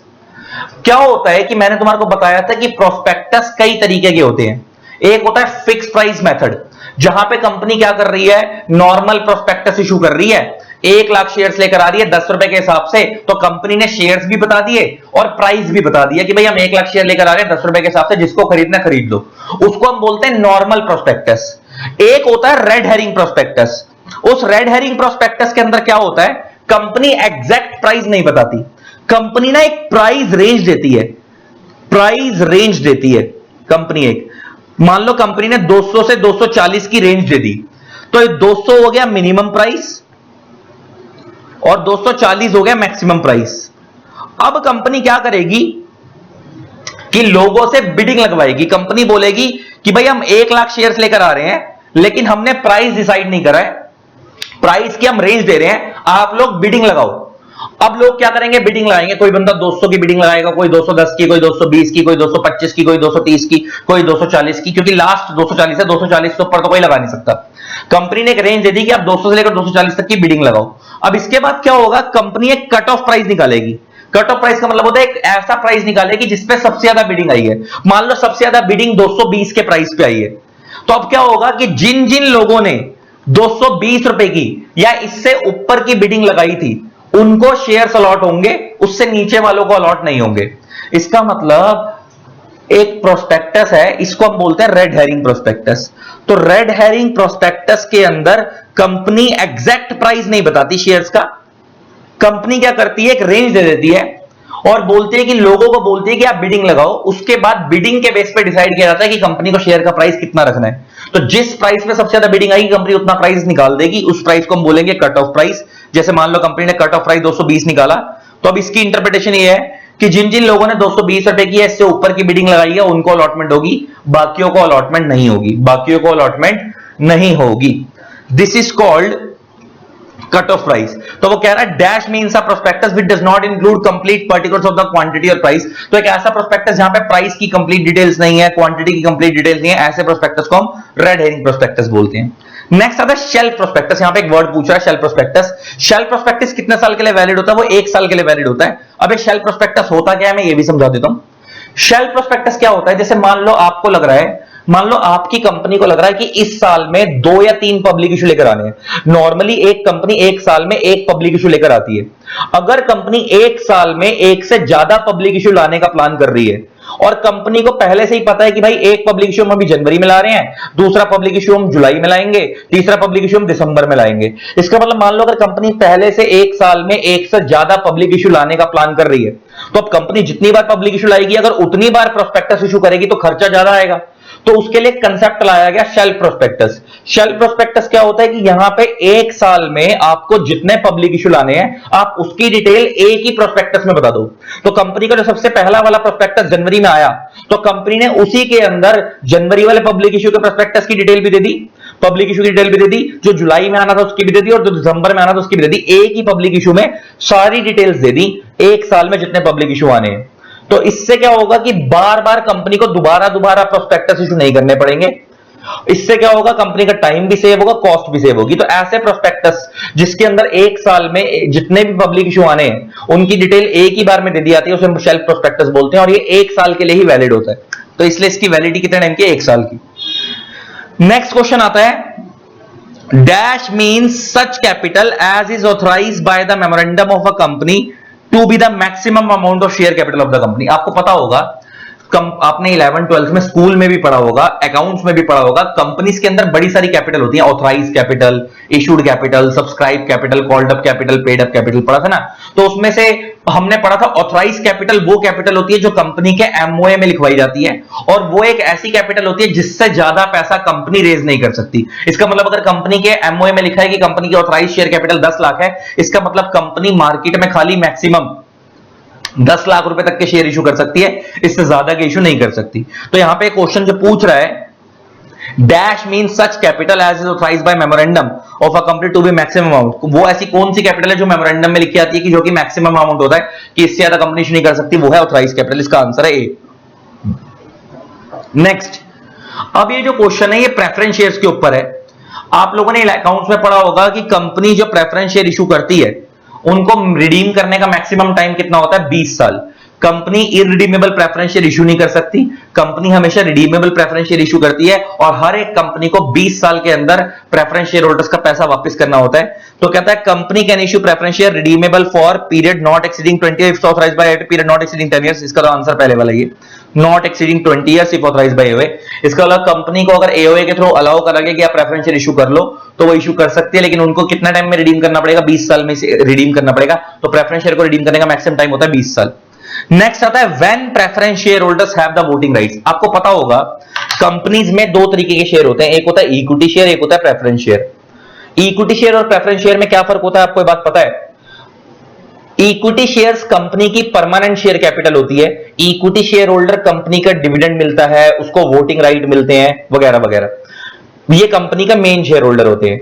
Preference share holder कौन होते हैं सर? प्रेफरेंस शेयर होल्डर वो होते हैं जिनको इक्विटी शेयर होल्डर के कंपैरेटिव में दो चीजों की प्रेफरेंस मिलती है। एक, उनको डिविडेंड इक्विटी वालों से पहले मिलता है, और दूसरा, कल को अगर कंपनी डूबती है तो उनको रीपेमेंट इक्विटी वालों से पहले मिलती है। तो प्रेफरेंस शेयर होल्डर्स को प्रेफरेंस शेयर होल्डर क्यों बोलते हैं? क्योंकि उनको दो चीजों की प्रेफरेंस मिलती है। पहला, उनको इक्विटी वालों से पहले डिविडेंड मिलता है, दूसरा, अगर कल को कंपनी डूबती है तो उनको इक्विटी वालों से पहले रीपेमेंट मिलती है। तो अब दूसरी बात यह है, क्योंकि आपको फायदे मिल रहे हैं तो कुछ नुकसान भी है। नुकसान ये है कि प्रेफरेंस शेयर होल्डर्स के पास वोटिंग पावर नहीं होती, प्रेफरेंस शेयर होल्डर्स को वोटिंग राइट अलाउड नहीं होते जनरली। लेकिन कुछ एक्सेप्शनल केस के अंदर अगर आपकी कंपनी प्रेफरेंस शेयर होल्डर्स का राइट अफेक्ट करती है तो प्रेफरेंस शेयर होल्डर्स के पास भी वोटिंग पावर आ जाती है। नॉर्मली कंपनी की मीटिंग में जो भी डिसीजन लिए जाते हैं उसमें सिर्फ इक्विटी वाले वोट देते हैं, प्रेफरेंस को वोटिंग राइट अलाउड नहीं होता, जनरली तो अलाउड नहीं होता। लेकिन कुछ एक्सेप्शनल केस के अंदर अगर कंपनी प्रेफरेंस शेयर होल्डर्स का राइट अफेक्ट करती है तो प्रेफरेंस शेयर होल्डर्स अपनी मीटिंग बुलाकर वोट दे सकते हैं। जैसे एग्जांपल लेके बात करते हैं, मैंने तुम्हारे को अभी थोड़ी देर पहले बताया कि कंपनी पहले प्रेफरेंस वालों को डिविडेंड देती है, बाद में इक्विटी वालों को देती है। मान लो इस बार कंपनी ने डिसीजन लिया है कि हम पहले इक्विटी को डिविडेंड देंगे, बाद में प्रेफरेंस को डिविडेंड देंगे, तो कंपनी किसका राइट अफेक्ट कर रही है? प्रेफरेंस वालों का राइट अफेक्ट कर रही है, क्योंकि पहले तो प्रेफरेंस को मिलना चाहिए और कंपनी क्या कह रही है, हम पहले इक्विटी को देंगे। तो यहां पे कंपनी प्रेफरेंस वालों का राइट अफेक्ट कर रही है। तो अब ऐसे केस में प्रेफरेंस वाले अपनी मीटिंग बुलाकर वोट दे सकते हैं। इसका मतलब अब तुमसे कोई सीधी सी भाषा में पूछे क्या प्रेफरेंस वालों पे वोटिंग राइट होती है, तो आप इसका आंसर टू वे दोगे। आप क्या बोलोगे? सर जनरली तो प्रेफरेंस वालों पे वोटिंग पावर नहीं होती, खाली इक्विटी वालों पे होती है, लेकिन प्रेफरेंस वालों पे वोटिंग पावर आ सकती है अगर उनका राइट अफेक्ट होगा तो यहां पे कह रहा है when preference shareholder have a voting right. इसमें पहला आंसर क्या लिखा? A resolution which directly affect the right attached to preference share. बात ही खत्म हो गई, पहला आंसर है इसका। वो रेजोल्यूशन जो प्रेफरेंस शेयर होल्डर्स के राइट को अफेक्ट करते हैं, वहां पे प्रेफरेंस शेयर होल्डर वोट दे सकते हैं। नेक्स्ट, एक कंपनी है India cement limited has offered its existing members to take new shares in proportion to their existing shareholding, it is right issue. आपको मैंने अभी थोड़ी देर पहले बताया था, जब कंपनी नए शेयर्स एग्जिस्टिंग शेयर होल्डर्स को पहले देती है, बाद में बाहर बेचती है, उसे हम राइट इशू बोलते हैं। यहां पे वो क्या रहा है क्लियर कट, एक कंपनी इंडिया किसको ऑफर दे रही है? एग्जिस्टिंग शेयर होल्डर को दे रही है, एग्जिस्टिंग मेंबर मतलब एग्जिस्टिंग शेयर होल्डर। तो इस ऑफर को हम क्या बोलेंगे? राइट इशू बोलेंगे। नेक्स्ट, एज पर सेक्शन 39(2) ये बताता है कि एक कंपनी की रिटर्न ऑफ अलॉटमेंट कौन से फॉर्म में फाइल होगी, तो हमने ऊपर पढ़ा था सेक्शन 39 के अंदर कि वो PS3 में फाइल होती है। साथ में 39(2) ये भी बात करता है कि एक कंपनी जब शेयर्स इशू करेगी तो वो आपने अकाउंट्स में पढ़ा होगा ना 11th-12th में कि पहले वो एप्लीकेशन में मनी लेती है, फिर वो फर्स्ट कॉल, सेकंड कॉल, फिर वो फाइनल अमाउंट लेती है। तो लॉ कहता है कि जब भी कोई कंपनी शेयर इशू करेगी तो अगर वो एप्लीकेशन मनी मंगा रही है तो उसको कम से कम 5% ऑफ फेस वैल्यू मंगाना पड़ेगा। तो मान लो अगर शेयर की फेस वैल्यू 100 रुपए है तो उस कंपनी को जो मिनिमम कम से कम 5% तो मंगाना पड़ेगा फेस वैल्यू का। तो 5% कितना हो गया? 5 रुपए। तो यहां पे वो यही कह रहा है कि जब भी कोई कंपनी शेयर्स इशू करेगी तो minimum shares must be receivable at the time of application, minimum of amount of share. Minimum of share का मतलब यहां पे minimum amount of shares, minimum dash.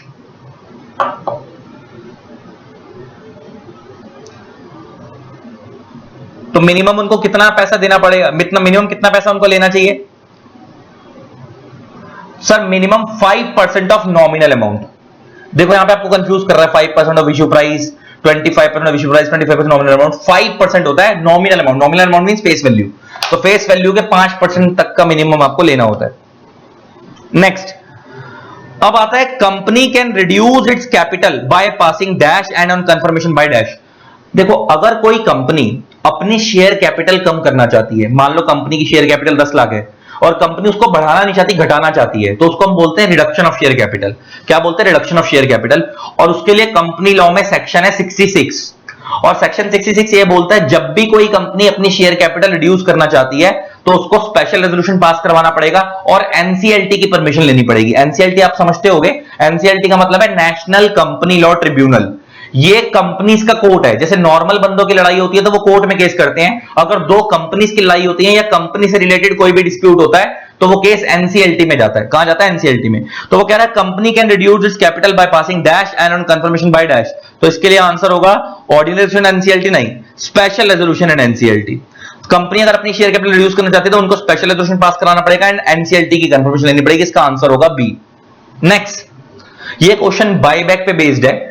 इसका सेक्शन है कंपनी लॉ में सेक्शन 68। बट इस बायबैक आपको पता होगा जहां पे कंपनी अपने ही शेयर्स मार्केट से वापस खरीद लेती है, that is called buyback. Company ने जो शेयर मार्केट में इशू कर रखे थे उन शेयर्स को कंपनी वापस खरीद लेती है और जब वो कंपनी खरीदती है तो वो उन शेयर्स को डिस्ट्रॉय कर देती है, आग लगा देती है, खत्म कर देती है। और लॉ कहता है जब भी कंपनी बायबैक कंप्लीट कर लेगी तो उसके 7 दिन में कंपनी को शेयर डिस्ट्रॉय करने होते हैं। कितने दिन में डिस्ट्रॉय करने होते हैं? 7 डेज में। तो the securities bought back should be physically destroyed within dash from completion of buyback, 5 days, 10 days, 7 days, 15 days, 7 days में कंप्लीट करना होता है। Next question number 30, section as per section 2 clause 30 companies act 2013 debenture includes bonds any other instrument of the company whether constituting charge on the assets of the company or not, both of the above, none of the above, both of the above। इसका answer होगा सी। सुन लो मेरी बात, अभी क्या चीज है bonds. Debentures आपको पता है क्या होता है? जब कोई कंपनी को लोन की फॉर्म में पैसा चाहिए होता है तो कंपनी शेयर और मार्केट में डिबेंचर इशू करती है और बदले में डिबेंचर होल्डर से फंड ले लेती है। डिबेंचर एक सर्टिफिकेट होता है जिसपे कंपनी ने लिखा होता है कि हमने सामने डिबेंचर होल्डर से इतना पैसा रेज करा है हम उनको इतना रेट ऑफ इंटरेस्ट पे करेंगे। और हर एक कंपनी को डिबेंचर जो कंपनी ने इशू करे होते हैं उसका पैसा 10 साल में वापस करना होता है अगर नॉर्मल कंपनी है तो। अगर इंफ्रा कंपनी है, अगर वह इंफ्रास्ट्रक्चर प्रोजेक्ट में डील करती है तो कंपनी 10 साल की जगह 30 साल में भी रिडीम कर सकती है, तो उसको 20 साल एक्स्ट्रा मिलते हैं। तो नॉर्मल कंपनी जो डिबेंचर इशू करती है उनको 10 साल में पैसा वापस करना होता है। अगर वो कंपनी इंफ्रास्ट्रक्चर कंपनी है तो वो 30 साल में डिबेंचर रिडीम कर सकती है। दूसरी चीज ध्यान देने वाली यह है कि वो डिबेंचर की डेफिनेशन जो कंपनी लॉ में दी हुई है वो सेक्शन 2 क्लॉज 30 में दी हुई है और वहां पे बहुत सारी चीज लिखी हुई है डिबेंचर के अंदर क्या क्या कवर होता है। तो वो कह रहा है डिबेंचर में बॉन्ड्स भी कवर होते हैं। बॉन्ड्स क्या होते हैं? ये शॉर्ट टर्म लोन्स होते हैं। डिबेंचर लॉन्ग टर्म होते हैं, बॉन्ड्स शॉर्ट टर्म होते हैं। अगर हम 5 साल 7 साल के लिए लोन ले रहे हैं तो हम डिबेंचर बोलते हैं। अगर हम 6 महीने के लिए 1 साल तक के लिए बॉन्ड्स लोन ले रहे हैं तो जनरली उन्हें बॉन्ड्स बोलते हैं।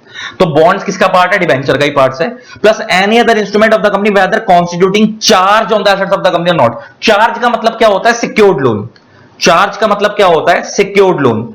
अगर आपकी कंपनी किसी सामने वाले व्यक्ति से अपनी कोई चीज गिरवी रख के लोन लेती है तो हम बोलेंगे कि कंपनी ने चार्ज क्रिएट कर दिया अपनी प्रॉपर्टी में। मान लो मेरी कंपनी है उसने किसी बैंक से 100 करोड़ का लोन लिया, बदले में अपनी लैंड गिरवी कर दी बैंक के पास। अब कल को अगर मैं बैंक का पैसा वापस चुका दूंगा तो बैंक मेरी लैंड मेरे को वापस कर देगा। अगर मैं कल को बैंक का पैसा नहीं चुका पाऊंगा तो बैंक मेरी लैंड को बेच के अपना पैसा रिकवर कर लेगा। तो अगर मैं अपनी लैंड बैंक के पास गिरवी रख के बैंक से लोन लेता हूं तो मैं ये बोलूंगा कि मैंने बैंक के फेवर में चार्ज क्रिएट कर दिया, और बैंक को यहां पे बोला जाएगा चार्ज होल्डर, बैंक को, क्योंकि बैंक ने हमको क्या दिया है, लोन दी है। तो अगर आपकी कंपनी किसी भी तरीके से लोन ले रही है वो भी किसका पार्ट है, डिबेंचर का ही पार्ट है। तो इसका आंसर होगा सी।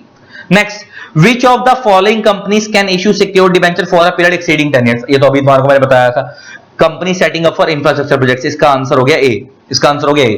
तुम्हारे को मैंने बताया था कि नॉर्मली एक कंपनी सिर्फ 10 साल के लिए डिबेंचर इशू कर सकती है, लेकिन अगर वो इंफ्रास्ट्रक्चर कंपनी है तो वो 10 साल से ज्यादा के लिए भी इशू कर सकती है, 30 साल के लिए। Next, as per section 71 of the company act, appointment of one or more debenture trustees is mandatory if a company wants to issue prospectus or make an offer to public or its members exceeding dash। अब इसका क्या मतलब है, सुनना बात ध्यान से। Debentures दो तरीके के होते हैं, एक होता है सिक्योर्ड डिबेंचर, एक होता है अनसिक्योर्ड डिबेंचर। सिक्योर्ड डिबेंचर का मतलब है जहां पे हमने डिबेंचर होल्डर से लोन लिया और बदले में उनके पास कोई प्रॉपर्टी गिरवी करवाई है, that is called secured debenture. Unsecured debentures का मतलब है कि जहां पे हमने डिबेंचर होल्डर से लोन लिया लेकिन बदले में कुछ गिरवी नहीं रखवाया, अपनी कंपनी की गुडविल के बेस पे उनसे लोन ले लिया। तो अगर कंपनी सिक्योर्ड डिबेंचर इशू करती है ना, और अगर कंपनी वो सिक्योर्ड डिबेंचर्स 500 से ज्यादा लोगों को इशू करती है, तो उस केस में कंपनी को एक डिबेंचर ट्रस्टी अपॉइंट करना पड़ता है। ये डिबेंचर ट्रस्टी कौन होता है, इसकी ड्यूटी होती है कि जो प्रॉपर्टी हमने डिबेंचर होल्डर्स के फेवर में गिरवी करवाई है ये उसकी टेक केयर करे। डिबेंचर ट्रस्टी का काम क्या है, उस प्रॉपर्टी की टेक केयर करना जो प्रॉपर्टी हमने डिबेंचर होल्डर्स के फेवर में गिरवी करवाई है। तो ये डिबेंचर ट्रस्टी की ड्यूटी होती है। लेकिन डिबेंचर ट्रस्टी हर कंपनी को अपॉइंट नहीं करना होता, सिर्फ किन कंपनियों को अपॉइंट करना होता है, जब एक साल में 500 से ज्यादा लोगों को अगर कंपनी डिबेंचर इशू करती है तब अपॉइंट करना होता है। तो इसका आंसर क्या होगा, 50, 200, 100, 500, 500, ये रहा। तो इसका आंसर होगा डी। नेक्स्ट, ये क्वेश्चन डिपॉजिट्स वाले चैप्टर से बेस्ड है। आप लोगों के कोर्स में डिपॉजिट्स वाला चैप्टर है ना, तो डिपॉजिट्स मैंने आप लोगों ने पढ़ा होगा। डिपॉजिट्स का मतलब है एफडी, फिक्स डिपॉजिट्स। आप लोगों ने पढ़ा होगा कि जो आपकी कंपनी होती है, जैसे हम बैंक है, हमारे पास मान लो 10 लाख रुपए पड़े हैं, तो हम लोग क्या करते हैं, बैंक में एफडी कर देते हैं उसकी। कई बार तो फिक्स डिपॉजिट कर देते हैं, हम बैंक के पास वो पैसा जमा कराते हैं, बैंक हमारे को उसके ऊपर क्या दे देता है, इंटरेस्ट देता है। और जनरली एफडी का रेट जो चलता है वो 6%, 7%, 8% के आसपास का चलता है एक साल का, कि अगर आपने 10 लाख रुपए दिए तो बैंक उसके ऊपर आपको 7-8% का रिटर्न देगा। इसे हम बोलते हैं आपने बैंक के पास एफडी करा दी। ऐसे ही ना कंपनीज भी एफडी की स्कीम लेकर आती हैं, और कंपनीज जनरली बैंक से ज्यादा रेट ऑफ रिटर्न देती हैं, रेट ऑफ इंटरेस्ट देती हैं। जनरली बैंक 6-7-8% रिटर्न देते हैं, कंपनी जनरली 10-12% का रिटर्न देती है। तो आप अगर एफडी का पैसा बैंक में ना लगाकर कंपनी में लगाना चाहो तो उसको हम डिपॉजिट्स बोलते हैं। और वो डिपॉजिट सिक्योर्ड भी हो सकते हैं, अनसिक्योर्ड भी हो सकते हैं। मतलब जब आप कंपनी को डिपॉजिट्स का पैसा दोगे तो उसके बदले कंपनी आपके पास कोई प्रॉपर्टी गिरवी रखवा भी सकती है और नहीं भी। अब इसमें ध्यान देने वाली चीज ये है कि जब भी कोई कंपनी डिपॉजिट इशू करेगी तो वो मिनिमम 6 महीने के लिए इशू करेगी और मैक्सिमम 36 मंथ्स के लिए इशू करेगी। मतलब उसको रिडीम करने का जो पीरियड होगा वो कम से कम 6 महीने का होगा, कि मतलब 6 महीने तक के लिए तो वो आपसे लेगी वो पैसा, 6 महीने के बाद ही वापस करेगी। और मैक्सिमम वो 36 महीने के लिए, 36 मंथ्स के लिए आपसे वो पैसा ले सकती है। Minimum 6 months, maximum 36 months. तो अब आपसे यही पूछ रहा है, सिक्योर्ड और unsecured deposit can be accepted by a company under the provision of company act for a minimum period of dash and maximum dash. Minimum कितना, मैक्सिमम कितना, तो इसका आंसर होगा C, minimum 6 months, maximum 36 months. Next, company can create charge. अभी मैंने तुम्हारे को बताया चार्ज का मतलब क्या होता है, जब कोई कंपनी अपनी प्रॉपर्टी सामने वाले पे गिरवी करती है और बदले में सामने वाले बंदे से लोन लेती है, उसे हम बोलते हैं चार्ज। तो वो कंपनी कौन सी प्रॉपर्टी पे चार्ज क्रिएट कर सकती है, इमूवेबल पे भी कर सकती है, मूवेबल पे भी कर सकती है, दोनों पे कर सकती है, टेंजिबल पे भी कर सकती है, इंटेंजिबल पे भी कर सकती है, both of the above, none of the above, both of the above. तो इसका आंसर होगा C, both of the above. Next, particulars of charges that is being filed with the ROC is to be signed by the company creating the charge and the charge holder in dash। जब भी आपकी company charge create करती है ना, तो उसको ROC को 2 form file करने होते हैं, 2 में से कोई एक। या तो उसको फाइल करना होता है फॉर्म CHG1 या फाइल करना होता है फॉर्म CHG9। CHG1 और CHG9 में फर्क क्या है, अगर आपकी कंपनी अदर देन डिबेंचर, देखो लोन 2 तरीके का होता है, एक होता है नॉर्मल लोन ले लिया बैंक से, उसे हम बोलते हैं टर्म लोन्स। तो अगर आपकी कंपनी नॉर्मल लोन ले रही है बैंक से तो कंपनी CHG1 वाला फॉर्म फाइल करती है आरओसी को, चार्ज क्रिएट करते टाइम। चार्ज क्रिएट करने के 30 दिन में फाइल करना होता है फॉर्म। और अगर company loan in the form of debenture ले रही है, डिबेंचर इशू करके बदले में लोन ले रही है, तो उसके लिए कंपनी को CHG 9 वाला फॉर्म फाइल करना होता है ROC को। तो वो यही कह रहा है जब आपकी कंपनी चार्ज क्रिएट करती है तो उसे कौन सा फॉर्म फाइल करना होता है, तो दो फॉर्म में से एक जाता है, या तो CHG 1 या CHG 9। तो आपसे बता रहा है A में लिखा CHG 1, B में लिखा CHG 9, C में लिखा है ईदर A और B, D में लिखा है नीदर A और B। इसका आंसर होगा C, ईदर A और B। CHG 1 भी जाता है, CHG 9 भी जाता है, दोनों ही जाते हैं चार्ज क्रिएट होने के टाइम पे। डिपेंड करता है कि चार्ज कौन सा वाला है। अगर नॉर्मल लोन लिया है, टर्म लोन जिसको हम बोलते हैं, तो CHG 1 जाएगा। अगर loan in the form of debenture लिया, CHG 9 जाएगा। नेक्स्ट आता है, अभी ये कितने टाइम में फाइल करना होता है, 30 दिन में। तो वो यही पूछ रहा है, the charge should be filed with in register with in how much, with in कितने दिन में, from creation 30 days. Next, the details of satisfaction of charge shall be filed with the ROC। अच्छा, सेटिस्फेक्शन ऑफ चार्ज का मतलब क्या होता है? ये तो ऊपर वाली जो बात हो रही थी क्रिएशन का मतलब है जब कंपनी लोन ले रही थी और चार्ज क्रिएट कर रही थी सामने वाले के फेवर में, तो वो वाली बात हो गई। अगर कल को वो कंपनी जिसने लोन लिया है जब वो लोन का पैसा वापस कर देती है, तो उसको हम बोलते हैं सेटिस्फेक्शन ऑफ चार्ज, की कंपनी ने अपना चार्ज सेटिस्फाई कर दिया, मतलब अपना लोन रीपे कर दिया। तो जब कोई कंपनी अपना लोन रीपे कर देती है, उस बैंक को वापस कर देती है, तो सामने वाला बैंक उस कंपनी की प्रॉपर्टी वापस कर देगा उसको, तो इसको हम बोलते हैं चार्ज सेटिस्फाई हो गया। तो उसके लिए भी कंपनी को ROC को बताना पड़ता है, उसके लिए फॉर्म जाता है CHG 4। तो इसका आंसर होगा CHG 4। नेक्स्ट, अब आता है AGM ऑफ अ कंपनी। आपको पता होगा कंपनी लॉ में दो तरीके की मीटिंग होती है, एक होती है बोर्ड मीटिंग, एक होती है जनरल मीटिंग। एक होती है बोर्ड मीटिंग, एक होती है जनरल मीटिंग। कंपनी लॉ में दो तरीके की मीटिंग्स होती हैं,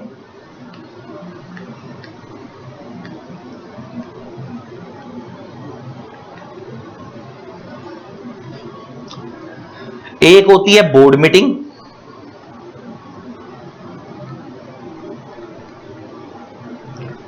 और एक होती है जनरल मीटिंग।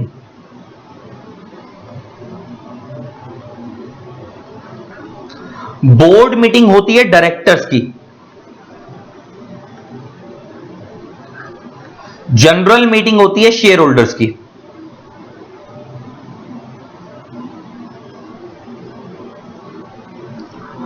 और जो जनरल मीटिंग होती है वो भी दो होती हैं, एक होती है AGM, एक होती है EGM।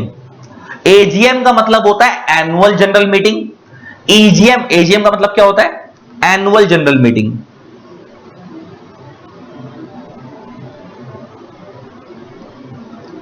EGM का मतलब होता है एक्स्ट्रा ऑर्डिनरी जनरल मीटिंग।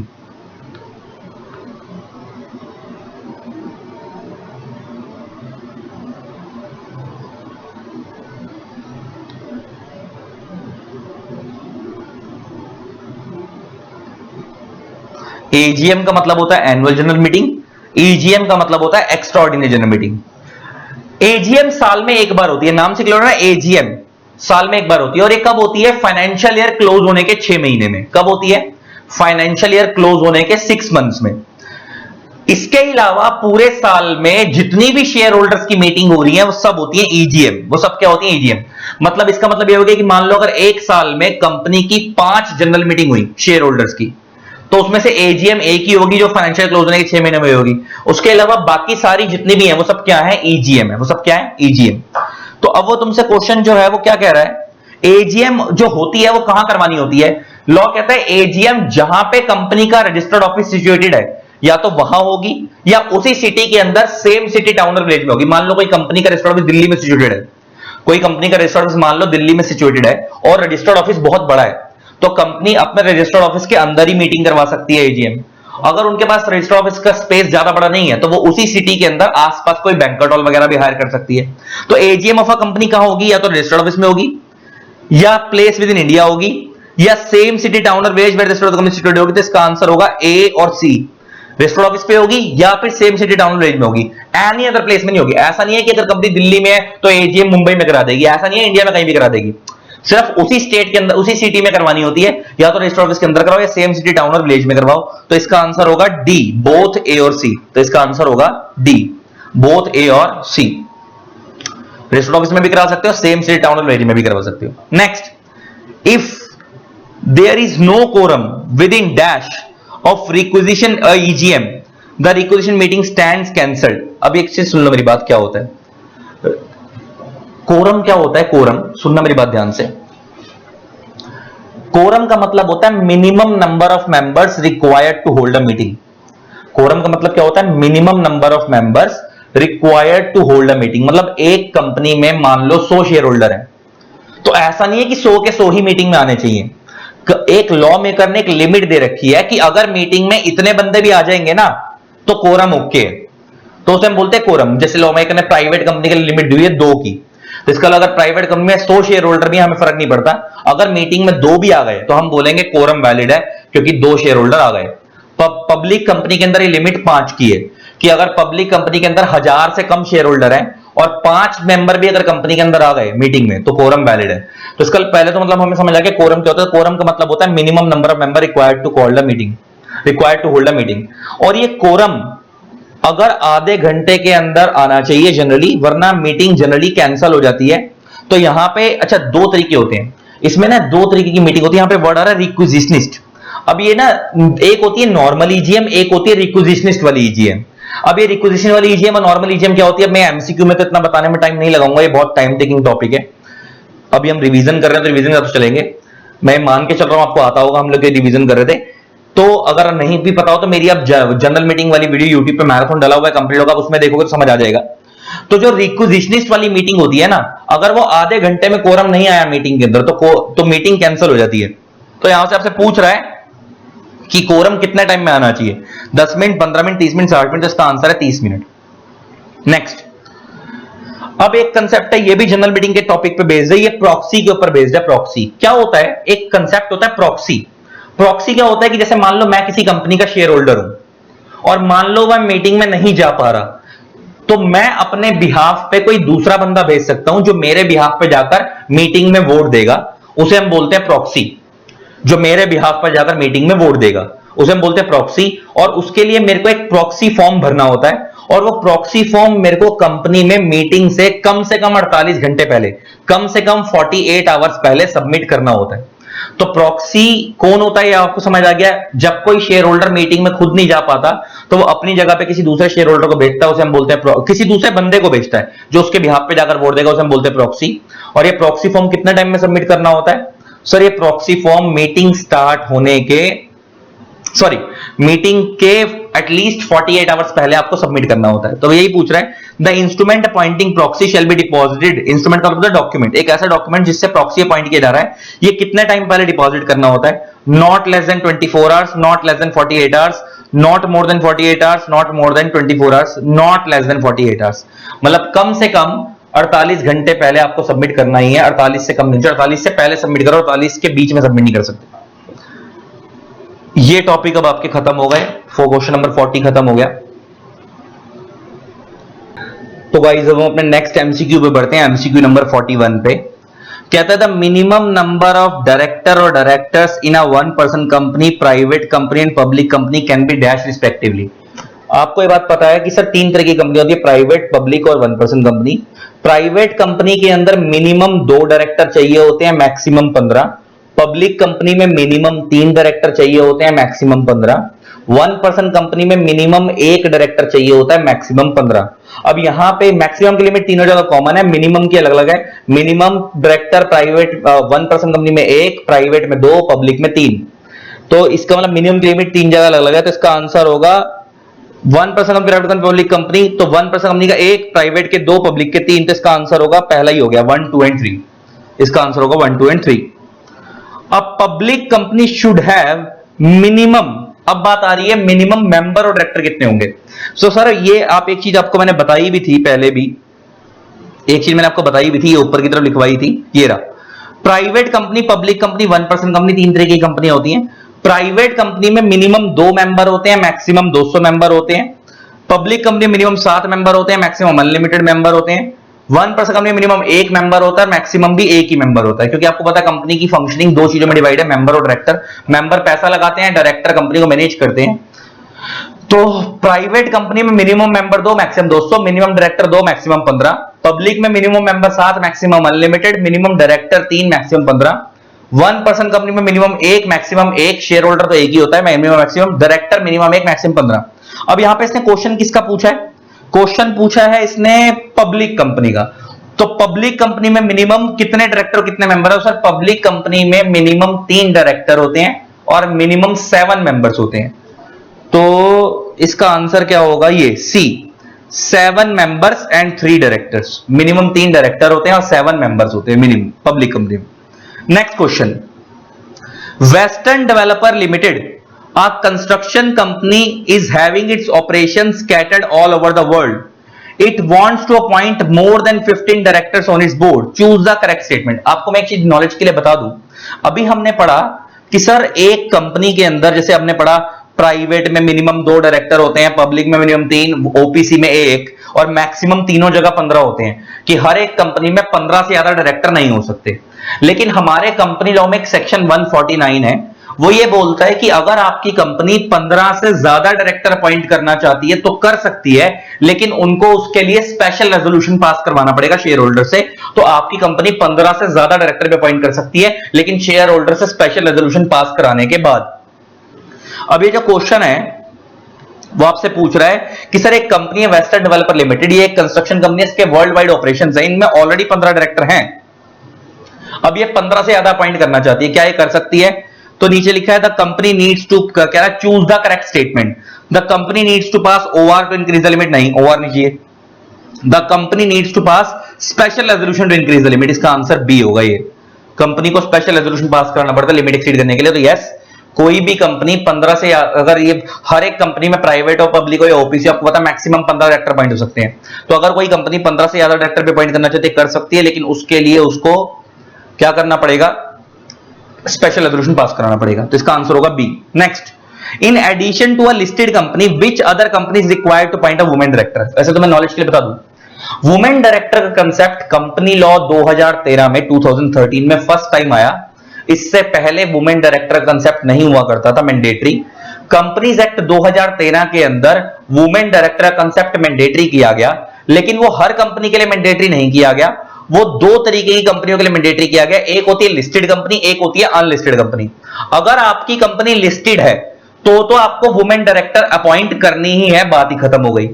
लेकिन अगर आपकी कंपनी अनलिस्टेड है तो आपकी paid up share capital 100 crore या उससे ज्यादा होनी चाहिए, या आपका टर्नओवर 300 करोड़ या उससे ज्यादा होना चाहिए, तभी आपको वुमेन डायरेक्टर अपॉइंट करनी है, वरना नहीं करनी। तो आपसे वो यही पूछ रहा है कि लिस्टेड कंपनी के अलावा कौन सी कंपनी को वुमेन डायरेक्टर अपॉइंट करनी होती है। तो सर या तो आपकी पेड अप शेयर कैपिटल कितनी है, 100 करोड़ या उससे ज्यादा, या आपका टर्नओवर कितना हो, 300 करोड़ या उससे ज्यादा। तो जरा यहां पे पूछ रहा है a company having a paid up capital of 100 crore, yes इनको करना है। A company having a turnover of 300 crore, इनको भी करना है। A company meeting both the parameters at A and D, नहीं ए एंड बी नहीं है। A company meeting any of the parameters either A or B, इसका आंसर होगा D, either A or B. आपको दोनों कंडीशन नहीं पूरी करनी होती पेड अप और टर्नओवर वाली, दोनों में से कोई एक भी पूरी कर दोगे तो आपको वुमेन डायरेक्टर अपॉइंट करनी है। तो इसमें और आएगा, तो ये डी आएगा इसका आंसर। दोनों एक साथ नहीं पूरी करनी, या पेड अप वाला क्राइटेरिया पूरा कर दो या टर्नओवर वाला, दोनों में से कोई एक भी कर दो, आपको वुमेन डायरेक्टर अपॉइंट करनी है। Next, in case the articles of a public company do not provide for the retirement of all the directors at every AGM, not less than dash of the total number of directors shall be liable to retire by rotation। सुन लो मेरी बात, companies में ना 2 तरीके के director होते हैं, एक होते हैं रोटेशनल डायरेक्टर, एक होते हैं नॉन रोटेशनल डायरेक्टर। अब ये rotational director non rotational director क्या होते हैं, ये कंसेप्ट बहुत टेक्निकल कंसेप्ट है, ये 1 मिनट के बोलने में समझ नहीं आएगा। इस कंसेप्ट के ऊपर मैंने ऑलरेडी यूट्यूब पे वीडियो डाल रखी है रोटेशनल नॉन रोटेशनल डायरेक्टर वाले कंसेप्ट की, मैं उस वीडियो का लिंक इसी वीडियो के डिस्क्रिप्शन में डाल दूंगा। उस पहले कंसेप्ट को समझ लेना, उसके बाद इस वाले एमसीक्यू को पढ़ना। तो वैसे अब नॉलेज के लिए बता देता हूं, हर एक पब्लिक कंपनी के अंदर मिनिमम 2/3 डायरेक्टर रोटेशनल होने चाहिए, बैलेंस 1/3 नॉन रोटेशनल होते हैं। तो हर एक पब्लिक कंपनी में मिनिमम कितना डायरेक्टर रोटेशनल चाहिए, 2/3, और बैलेंस 1/3 क्या होते हैं, नॉन रोटेशनल। अब ये रोटेशनल और नॉन रोटेशनल होता क्या है वो आपको उस वीडियो से समझ आ जाएगा, मैं उसका लिंक इस वीडियो के डिस्क्रिप्शन में डाल दूंगा, मैंने ऑलरेडी डिटेल में समझा रखा है। तो पहले वो रोटेशनल वाला कंसेप्ट समझ लेना, उसके बाद इस वीडियो को देखना, इस टॉपिक को, इस एमसीक्यू को करना, 45 नंबर वाले एमसीक्यू को। तो इसका आंसर होगा 2/3। तो not less than 2/3 total number director shall be rotational. Next, अब आता है कॉन्सेप्ट एडिशनल डायरेक्टर। हमारी कंपनी लॉ में कंसेप्ट होता है एडिशनल डायरेक्टर। इस एडिशनल डायरेक्टर का टॉपिक, एडिशनल डायरेक्टर का मतलब क्या है, additional director are those directors which are appointed in addition to the existing board. मतलब कंपनी में जो एग्जिस्टिंग डायरेक्टर हैं उन्हीं के अंदर एक नया डायरेक्टर अपॉइंट किया जाता है, उसे हम बोलते हैं एडिशनल डायरेक्टर, और इसको बोर्ड ऑफ डायरेक्टर अपॉइंट करते हैं। कौन अपॉइंट करते हैं, board of directors, by passing board resolution. इसका कंपनी लॉ में सेक्शन है 161 सबसेक्शन 1। और जब भी डायरेक्टर्स एडिशनल डायरेक्टर अपॉइंट करते हैं तो इसका जो टेन्योर होता है वो जो कंपनी की नेक्स्ट एजीएम होती है सिर्फ वहीं तक का होता है बस। तो an additional director appointed by the board of director shall continue to hold the office up to the due date of next board meeting, next annual general meeting, next AGM. मैंने बोला ना इसका टेन्योर नेक्स्ट एजीएम तक का होता है, तो इसका आंसर होगा B. Next, the board of directors may appoint a person to act as alternate director for a director during his absence for a period of not less than dash from India। अब ये क्या concept है? हमारे company law में एक concept और होता है, ये देखो 161 सबसेक्शन 1 एडिशनल डायरेक्टर का होता है, उसके ऊपर वाला टॉपिक था।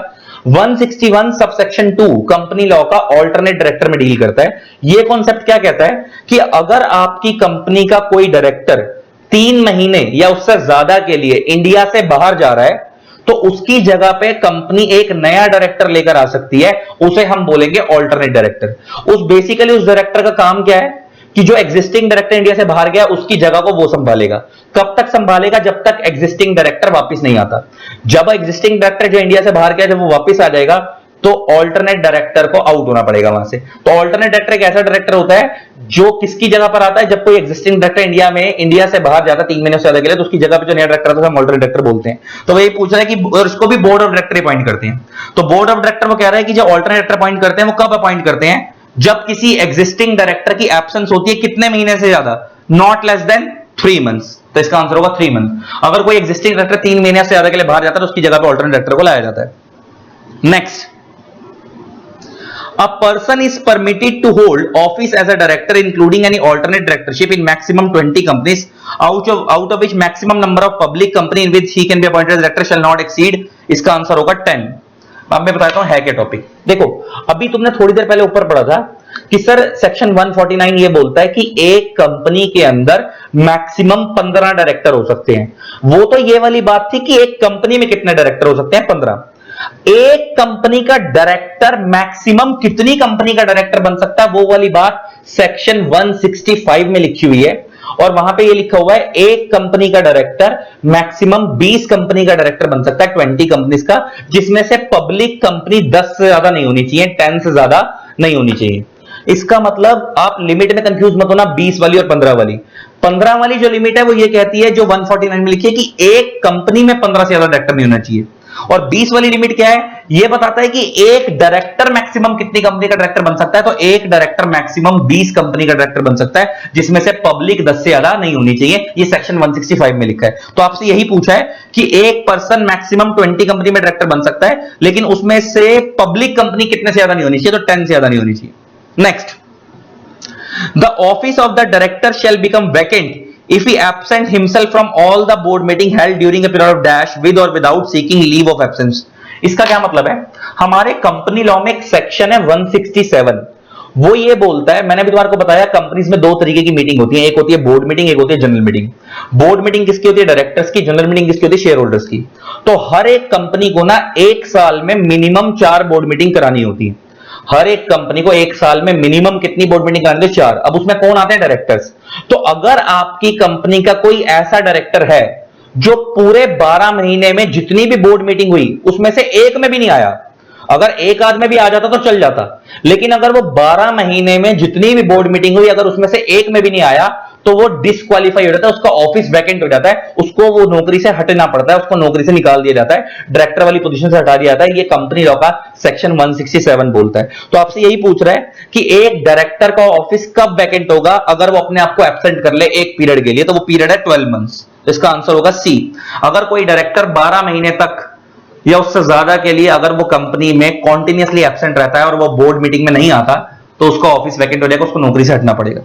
Next, which of the following is not a duty of a director under the provision of company act? Director की क्या क्या ड्यूटी होती है वो नहीं पूछ रहा क्या ड्यूटी नहीं है। पहला, a director shall not involve in a situation which may conflict interest with the company. ये तो उसकी ड्यूटी है कि डायरेक्टर कोई भी ऐसा काम नहीं करेगा जो कंपनी के अगेंस्ट जाए। A director shall not give undue gain to his relative और एट कंपनी एक्सपेंस। ये भी डायरेक्टर की ड्यूटी है कि डायरेक्टर कोई भी कंपनी का फायदा उठाकर अपने रिश्तेदारों में ना बांटे। A director shall assign his office to his son. ये उसकी ड्यूटी नहीं है।